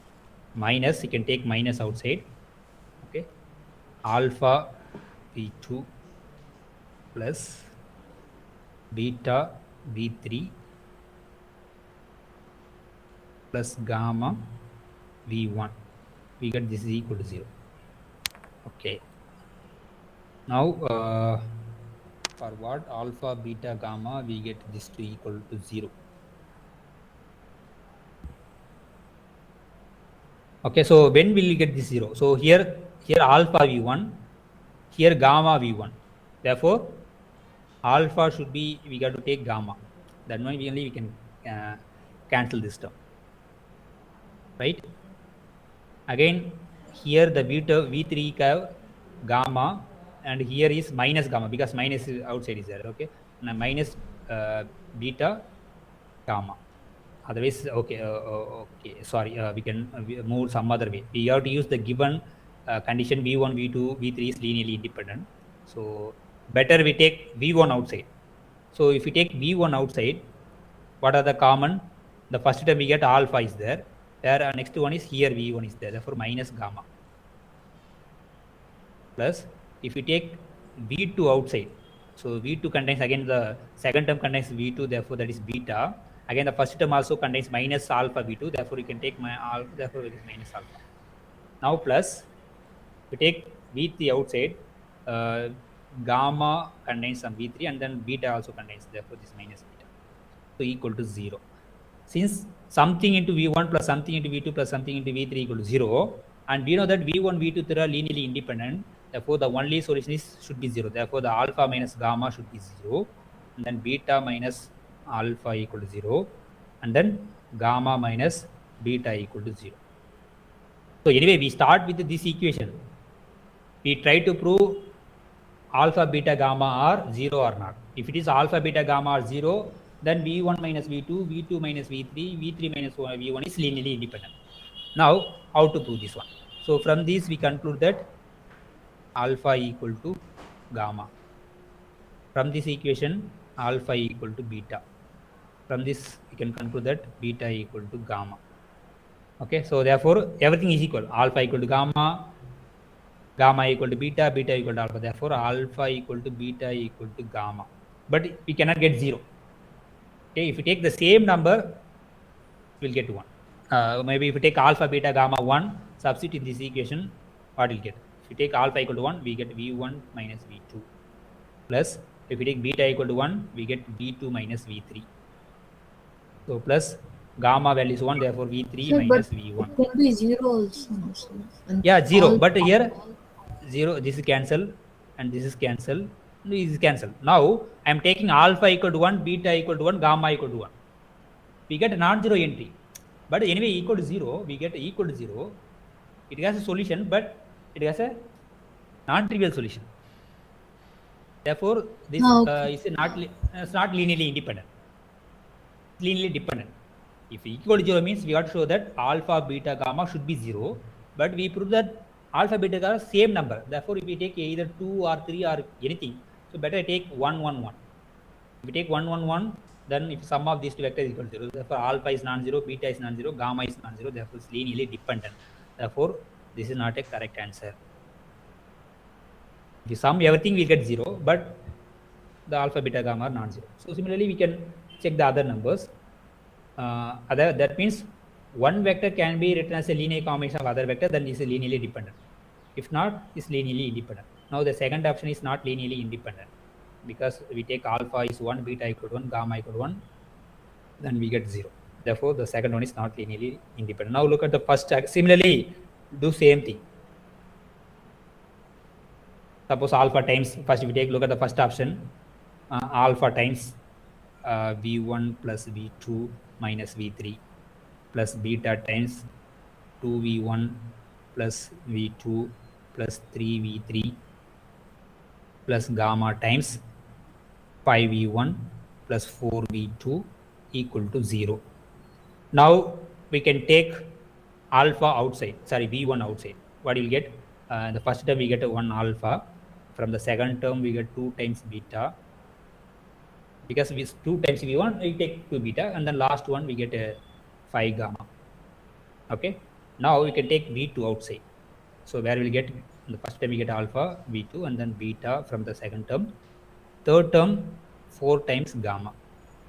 Now we take V3 outside. Now where we get minus alpha, and then plus 3 times beta. But in the last term there is no V3, therefore no need. Though this is equal to 0. Now again V1, V2 is linearly independent. Now the scalar should be 0. Therefore, the first alpha plus 2 beta plus 5 should be 0. Got it? Because it is given that V1, V2, V3 is linearly independent. Therefore, the coefficient should be 0. Therefore, the first term, the first coefficient alpha plus 2 beta plus 5 gamma equal to 0. The second one is alpha plus beta plus 4 gamma equal to 0, should be 0. And then the last one is minus alpha plus 3 beta should be 0. Now from the last equation, we can take, we can conclude that take alpha one side, we get alpha should be 3 times beta.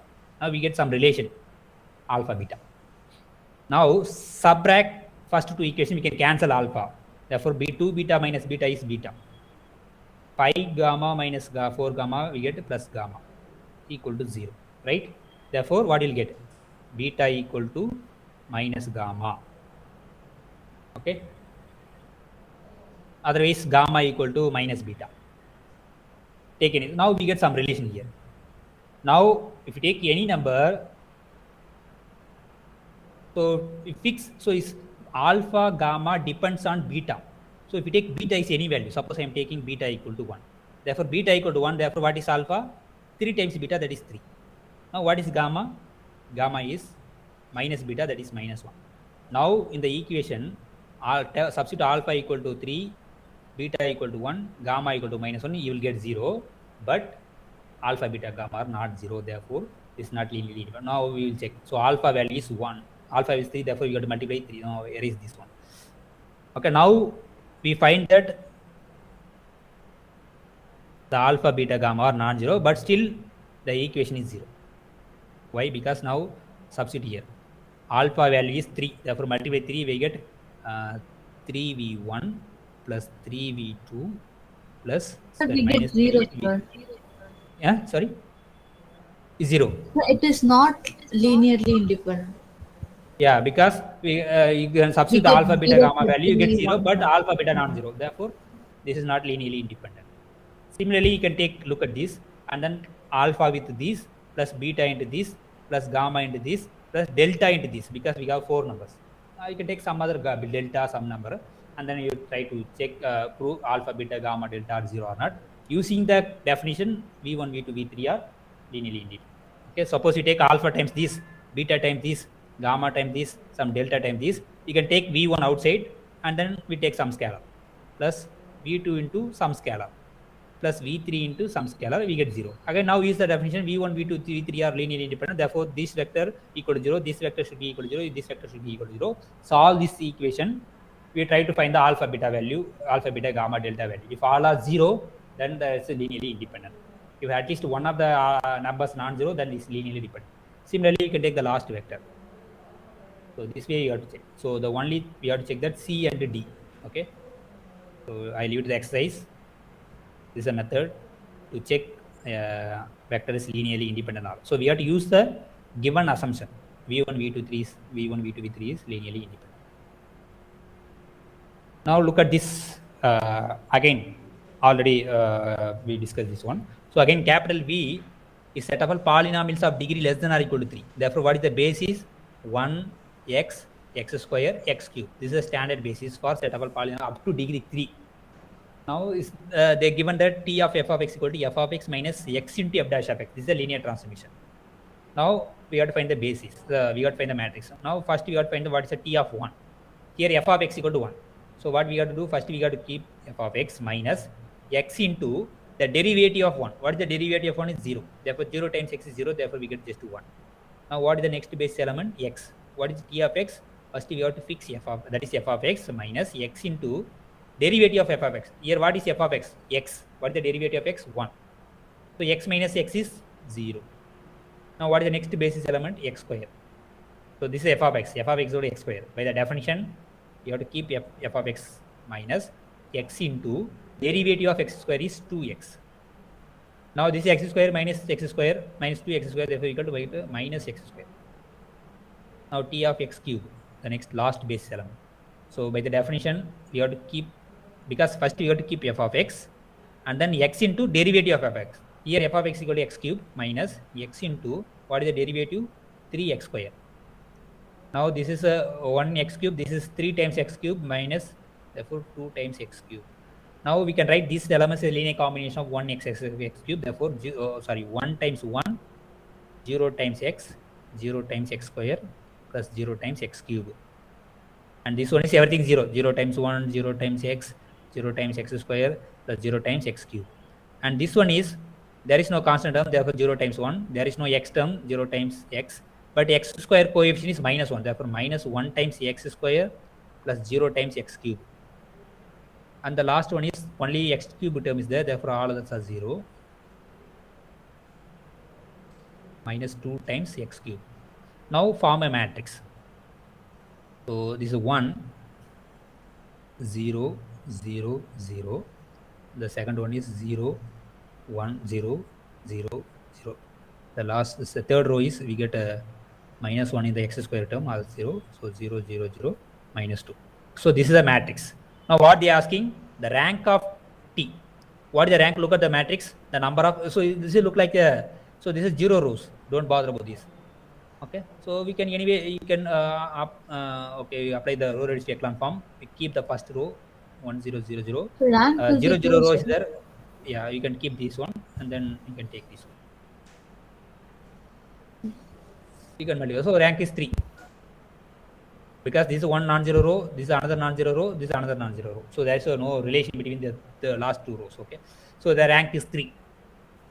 The number of non-zero rows is 3, therefore rank is 3. Answer is C. Okay, so this is a method to find the matrix. Once you find the matrix, they will ask, sometimes they will ask the trace, sometimes they will ask determinant. Here they will ask the rank. Okay, so therefore any linear transformation can be viewed as a matrix. So this is a very important concept to find the matrix of the linear transformation using the basis. Suppose they will not give the basis, you got to take the standard basis of the vector space. Here for polynomials, the standard basis is 1, x, x square, x cube. Suppose up to 3 means we have to take up to x square, x cube. Suppose they give up to 5 means you have to take up to x power 5. That is the basis element. Okay, so similar, maybe you can take some other problem. So similar thing, this is also same thing. So other problems maybe you can try to this one. So which of the not possible? Okay, you take some testable metric, you can take through this one, and then this one is also apply the definition you will get. So just try it, otherwise I will explain. So look at this matrix again. This problem, 49th problem. W1 be the set of all real vector space of 5x2 matrices. That means what? W1 is set of all matrix A, but it should be 5x2 matrix. Okay. And what is the extra condition? That sum of the entries in each row is 0. Suppose A is a 5 rows, 2 column, right? So better I take general term 5x2. There are 2 rows, 5 columns. So we take some A1, B1, C1, D1, E1. 5 columns. I take A2, B2, C2, D2, E2. Okay, A is this matrix. 2 by 5 matrix. What is the condition they say? How many unknowns here? 10 unknowns. First row contains 5 unknowns. The second row contains 5 unknowns. So totally 10 unknowns. We try to reduce the number of unknowns using the condition. What is the condition here given? Sum of the entries in each row is 0. If you look at the first row, the sum is 0. That is A1 plus B1 plus C1 plus D1 plus E1 equal to 0. And if you look at the second equation, the sum is 0. A2 plus B2 plus C2 plus D2 plus E2 equal to 0. Now, keep this E1 one side, take all the numbers outside. Therefore, this E1 equal to minus of A1 plus B1 plus C1 plus D1. Therefore, in the matrix, I remove this E1. Instead of E1, I am writing this A1 minus of A1 plus A2. Anyway, I am going to use these 4 entries A1, B1, C1, D1. Similarly, from the second equation, keep E2, take everything that side. Therefore, you eliminate E2. Now, instead of E2, we use these 4 numbers A2, B2. Okay, now what is the unknowns? Now 8 unknowns. Therefore, dimension is 8. Using the condition, we try to reduce the unknowns. Now, from the first equation, we replace E1. E1 by A1 plus A2 plus, A1, B1, C1, D1. 4 unknowns using this. Therefore, the dimension of W1 is 8. Now, look at the next W2 with again 5x2 matrix. The sum of entries in each column is 0. Then what is again? What is the dimension of W2? So W2 is again a matrix. But then it will become 5 unknowns. Yeah, A1, B1, C1, D1, E1, A2, B2, C2, D2, E2. But this sum is 0. Again, this sum is 0. Therefore, that means what? A1 plus A2 equal to 0. Therefore, keep A1 or A2, anything, you can take one number. Therefore, one number can be, maybe I can remove this A2. Instead of A2, I take minus a1 because sum is 0. Therefore first one element a1 means this element should be minus a1 because sum should be 0. Column sum should be 0. Okay, therefore the second row this should be minus b1 because sum is 0. c1 means minus c1. d1 is minus d1. Here e1 means this is minus e1 because sum is 0. Now the unknowns are a1, b1, c1. Therefore 5 unknowns. Now dimension of w2 is 5. Now what is the question? What is the dimension of w1 intersection w2? That means what? The matrix, the first row sum is 0, second row 0, sum is 0, as well as the column sum is also 0. Now what is the dimension? Now first, so maybe I can write the matrix. We can easily say. So first the sum column sum should be 0, right? Again it's a pi by 2 matrix. The column sum should be 0. Therefore if I take the first entry is a1, what is the corresponding column entry? Suppose I am taking here a1. Therefore what is the corresponding entry? But because column sum also 0, row sum also 0. Suppose I am taking here, therefore this should be minus a1. Suppose I am taking some number b1 here, this number should be minus b1 because column sum should be 0.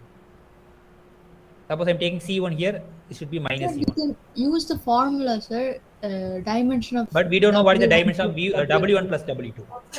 Sir, we can add and we can find the dimensions. Yeah, that is very difficult, but here this is very simple. So should be in w1 is w2. Now I am writing for w1, w2. So therefore column sum should be 0. So therefore d1 and this should be minus d1. But I am taking here, suppose e1 here, suppose I am taking minus e1. Now is satisfied all the conditions. It is in w1,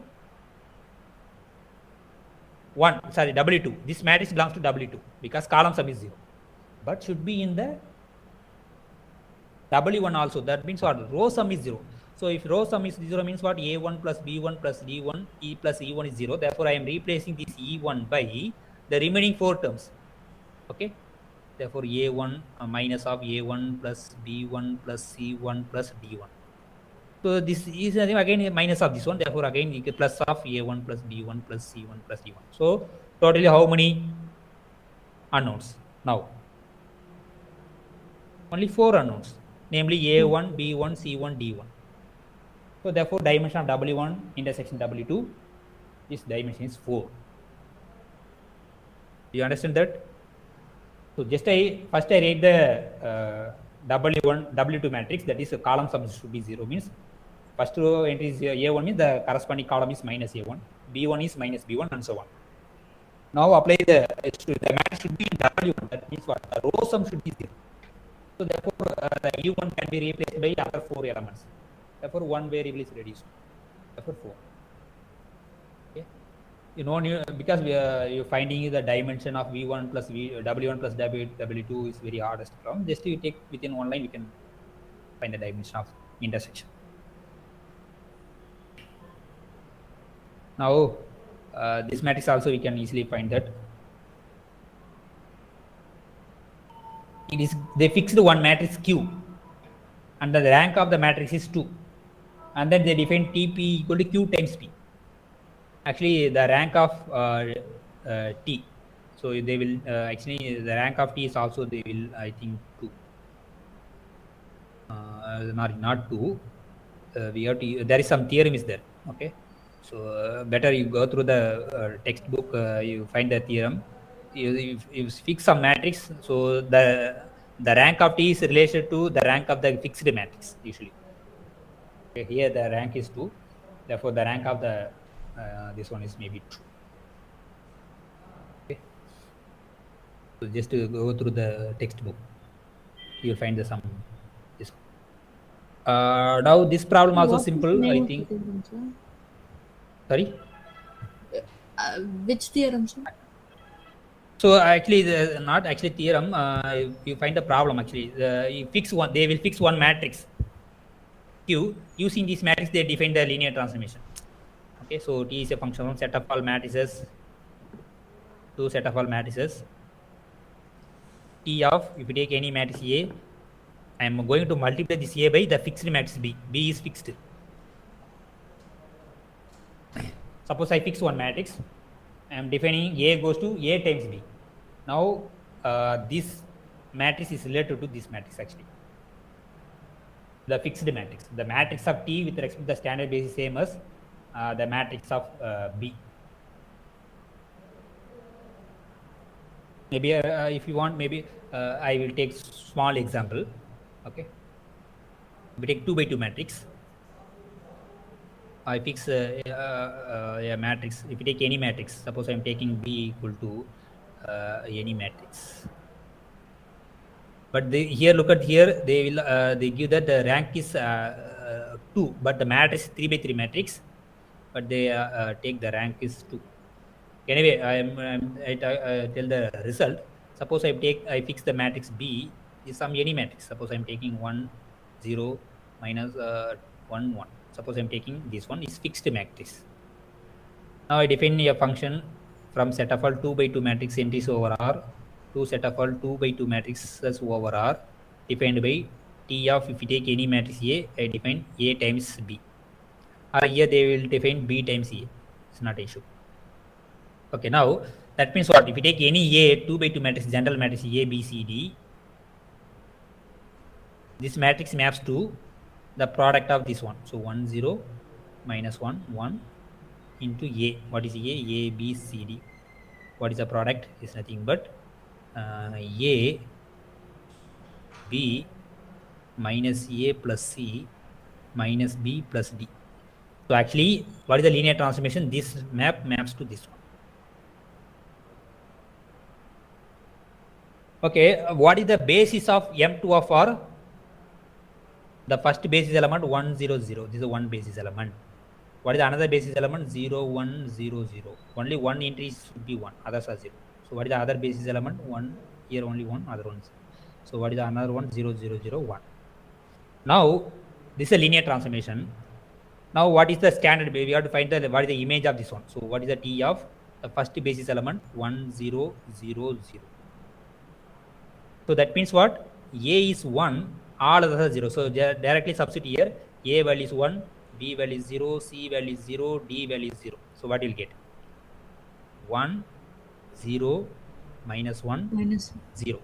Correct? Now we can write this matrix as a linear combination of the standard basis. Therefore 1 times 1 0 0 0 plus minus 1 minus 1 times 0 0 1 0. Because if you multiply minus means we have to multiply a sum. So therefore we can write it as a linear combination of these bases. I mean others are 0. 0 times the other matrix 0 0 1 0 0 0 times 0 0 0 1. Right? Now again you have to find the image of the other standard basis element 0 1 0 0. Now here B is 1, all others are 0. Now look, substitute B value is 1, all others are 0. We get a 0 1 0 minus 1. Right? Now this matrix can be written as linear. Maybe better we call some name. So I call this matrix is E1. I call this matrix is E2, and this is E3. This is E4. Okay. Now this this matrix is a linear combination of now I can write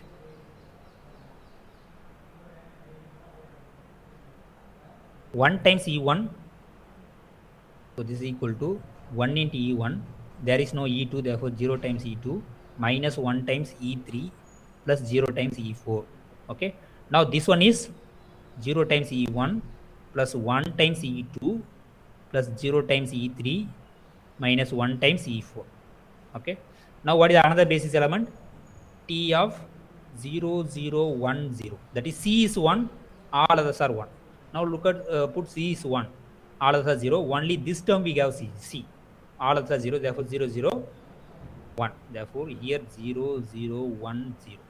So it's nothing but only 0 times E1 plus 0 times E2 plus 1 times E3 plus 0 times E4.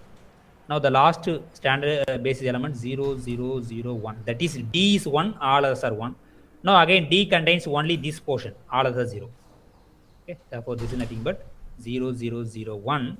So this can be written as 0 times E1 plus 0 times E2 plus 0 times E3 plus 1 times E4. Now we get the coefficient, right? So maybe I can write, I erase this, all the things, this side. I write the matrix now.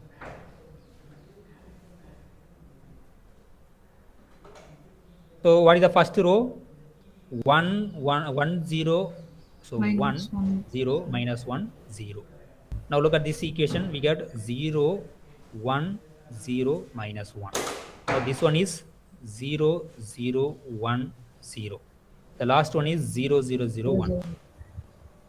Okay, now this is the matrix. Now this is a matrix of T. Now what is the rank here, or determinant or trace? A trace is, determinant is, what is the determinant? Product of the diagonals. Okay, so upper triangle matrix. So here determinant is 1. 1.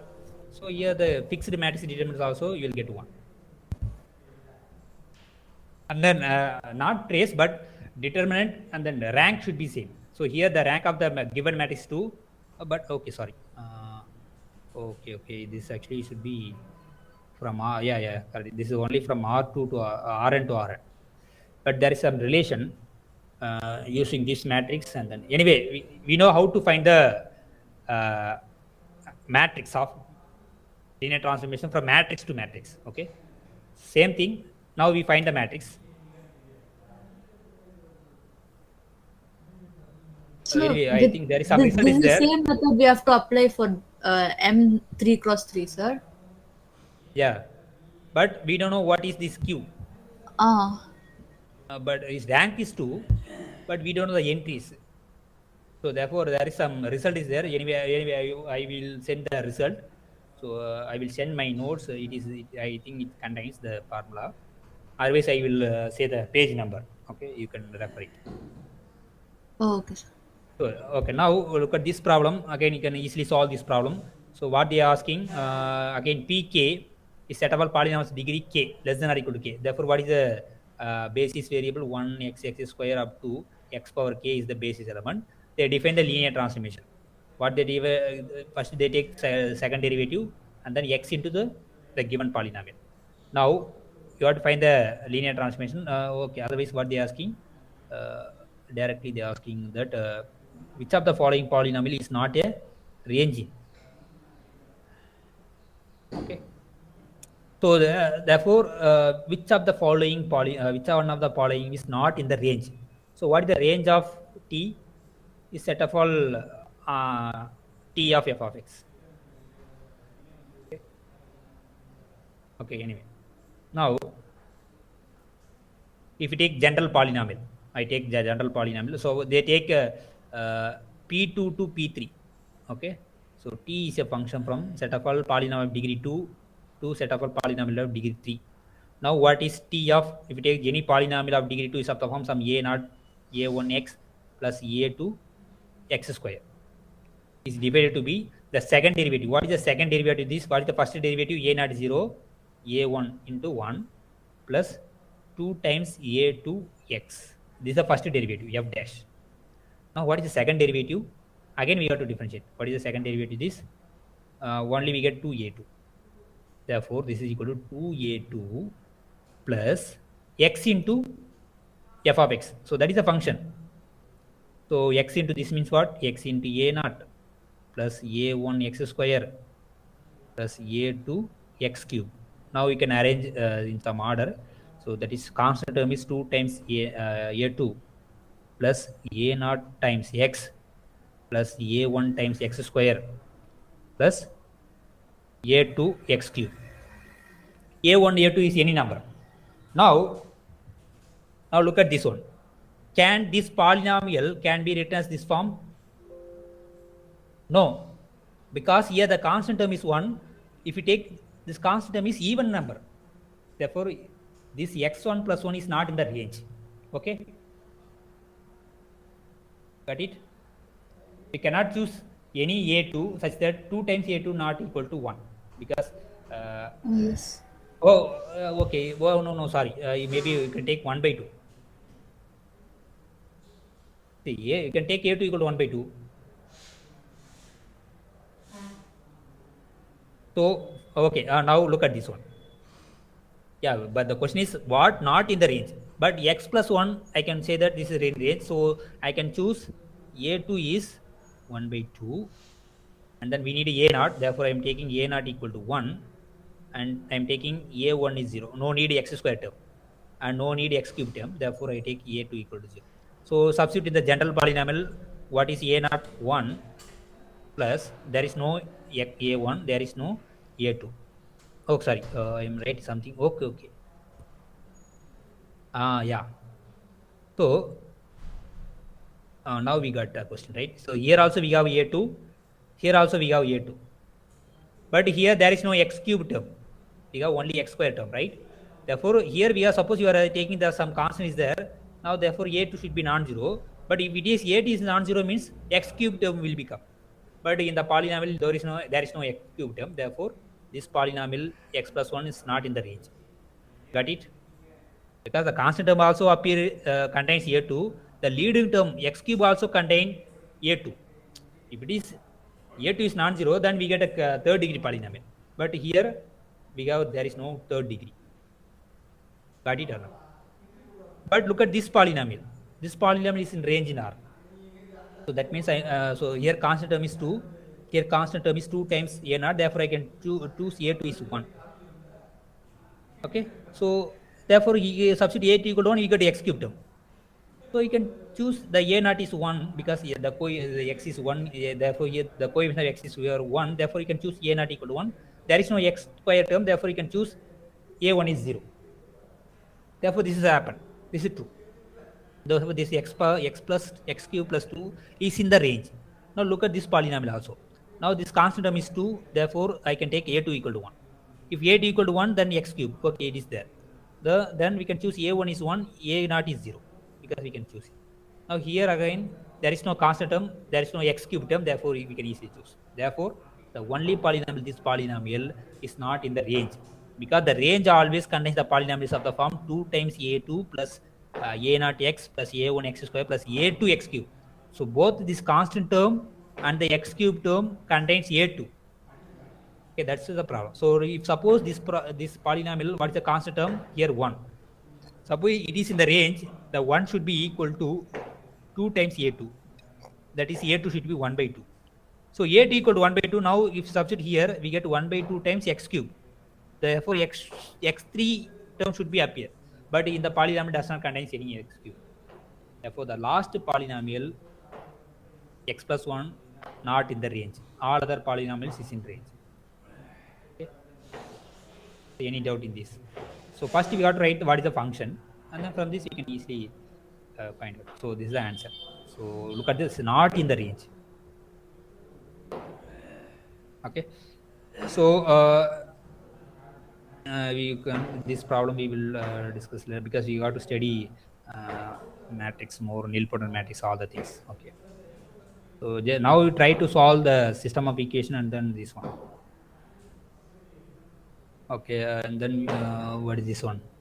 So the 46th problem, and then what is the number of connected? Oh, this is not in the linear algebra. This is actually topology or real analysis. Okay, connected components are. Now this 46th problem is again what they are saying: set of all continuous function from these two are, that is V. So V is nothing but set of all functions from the closed interval 0, 2 to R. Okay. That restricted to the interval 0 to 1 is a polynomial of degree less than or equal to 2. So suppose if you restrict the domain, so domain is bigger 0 to 2. Suppose I restrict from domain is 0 to 1. If you take any function from this to this is a polynomial. So they say it's a polynomial of degree 2. Okay, but if you take 0 to 2 is any continuous function. But if you restrict the domain is 0 to 1, it should be a polynomial of degree less than or equal to 2. Suppose if you restrict, so look at this interval, actually this is 0 to 0, 1, 2. So if you consider the entire domain, it would be a continuous function. But if you take the domain is these, the continuous functions are polynomial of degree less than or equal to 2. Suppose if you consider this interval, the degree is, they say, less than or equal to 3. It's a polynomial of degree less than or equal to 3. So this is actually V. V is nothing but set of all polynomial, set of all continuous function from 0 to 2 to R. But if you take the domain is 0 to 1, the continuous function is nothing but just a polynomial degree less than or equal to 2. If you take the interval 1 to 2, the continuous function is nothing but just a polynomial of degree 3. and what is the condition? Extra condition is on the continuous function is f of 0 is 0. Now what is the dimension of v? Okay, so f of 0 should be 0.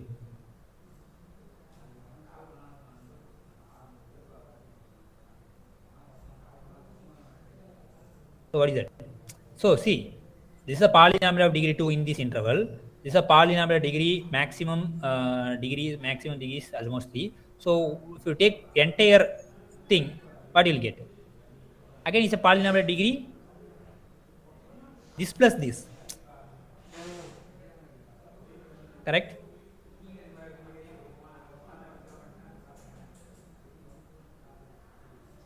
Okay, anyway, I will explain this problem later. Okay, so simply we got to split it. Okay, so in general case, suppose I am taking the general case, you can try to think about this problem. Suppose we have just to take, instead of taking continuous function, suppose I am taking polynomial with f of 0 equal to 0. Suppose if we take a 2 by degree 2 polynomial, I am collecting set of all 2 by 2 polynomial degree 2. That means what? A naught. So this I am called f of x. Suppose I am taking f of x. Suppose we are collecting the polynomial f of x of degree 2. That means a naught plus a1x plus a2 x square, with the condition that f of 0 is 0. So what is f of 0 actually? Substitute x equal to 0. What will get f of 0? It's just a naught, because only we get constant term, because all of them contains x. If substitute x equal to 0, we get 0. So we given that f of 0 equal to 0, that is a naught equal to 0. Therefore this term is cancelled. Therefore we have only the basis element x square. Therefore dimension is 2, because we got only one. Now the number of the unknowns are a naught, a1, a2. Using this condition f of 0 equal to 0, now we eliminate one constant, namely a naught is 0. We eliminate one unknown. Therefore the remaining unknowns are, there are two unknowns, a2, a1, a2. Therefore the bases are 1 x and x square. Suppose instead of taking f of 0 equal to 0, suppose I am taking some other number, and then we have to how to find the dimension. Okay, so instead of taking f of 0 equal to 0, you can take anything. Suppose I take f of 1 equal to 0, or if I take f of something equal to something, so it's not an issue. Suppose I take f of 1 equal to 2. Now here there are three unknowns, a naught, a1, a2. Now what is f of 1? Substitute x equal to 1, therefore you get a naught plus a1 plus a2. That is f of 1, but this is equal to 2. Therefore I can replace one constant by using the other constant, that is a naught equal to 2 minus a1 minus a2. Therefore I can replace this a naught using this a1, a2. This is nothing but 2 minus a1 minus a2. Therefore how many unknowns? Only a1, a2. This also contains a1, a2. This also contains a1, a2. Therefore only two unknowns. Therefore dimension is 2. We try to reduce the number of unknowns. That is the thing. Okay, any doubt? So this is the idea. Using the condition, we have to reduce the unknowns. Yeah, any doubt? Sir, we will. Okay, so maybe we can stop now. Sir, that last question, one Okay. I tried to solve that, sir. Only that question we will see, sir. That last this one. Yes, sir. I did row transformation and actually converted that into identity matrix itself. Okay, actually, there is we know the properties of determinant. What is the property? Suppose if you interchange one row to another row, we have to minus. You have to put minus. Okay, but We have to if you change. multiply by a scalar, and then you have to add this another row, the determinant will not change. So suppose Sir, we you are can adding two. directly subtract with the number, sir. The whole row, like R1 equals R1 minus 2021, Yeah, like that. that. We have an option like that, sir. Yeah, you can do that one. You have to reduce the number. I think the answer may be minus 2021. I think so. I think you just tried. Otherwise, you try. We can split this matrix into two format, because look at the diagonal. Below the diagonals are 20, 21, but above the diagonals are 20, 20. Okay, so maybe you try to do that one. Otherwise, just reduce this matrix. We can add, subtract. The determinant will not change. But if you interchange the rows, we have to put minus. Okay, that is the idea. Sir, we can So if convert this into you upper triangular matrix and then yeah, we you can have to just try to multiply yeah, it. you have to that is the idea. If you convert either upper triangular matrix or lower triangular matrix, then the diagonal elements are the determinant. But if you interchange any rows, you have to put minus. Ah, Then if you subtract two rows, the determinant will not change. ah. And that is Thanks. then you have to easily eliminate. So you have to subtract this minus this. So you have to keep the first row 21, 20, 20, 20, 20 and so on. Now subtract from this to this or this to this, you get 0 and this is 1 and this is 0, 0, 0. This minus this. Second row minus first row, we get this one. Similarly, third row minus first row, third minus second, 0, 0, 1, 0. Again, to third row, fourth row. So same thing, we get 0, 0. I think this is 1, 1 or so this minus this or this minus this. Okay, therefore we get 0. Here we get 1. So we can do here we can subtract from this to this or anything. So 0, 0. This is a 4 by 4 matrix, right? So I did any mistake, something mistake. Okay, sorry. So I already we wrote the first row. So same thing, you have to just subtract, you get, but you have to keep the first row, but remaining things you will get like identity matrix, but the first column is should be. So take the diagonal, you get actually 20, 21 maybe as answer. So try to reduce the upper triangular matrices. Okay. You get subtract two rows, the determinant will not change. But if you interchange two rows, the determinant you have to put minus. If you change one changes, you have to put minus. Okay. Any doubt in this again? So just try to eliminate, try to reduce the upper triangular matrices. Once you get the diagonal matrix or upper triangular matrix, you take the product of the diagonals.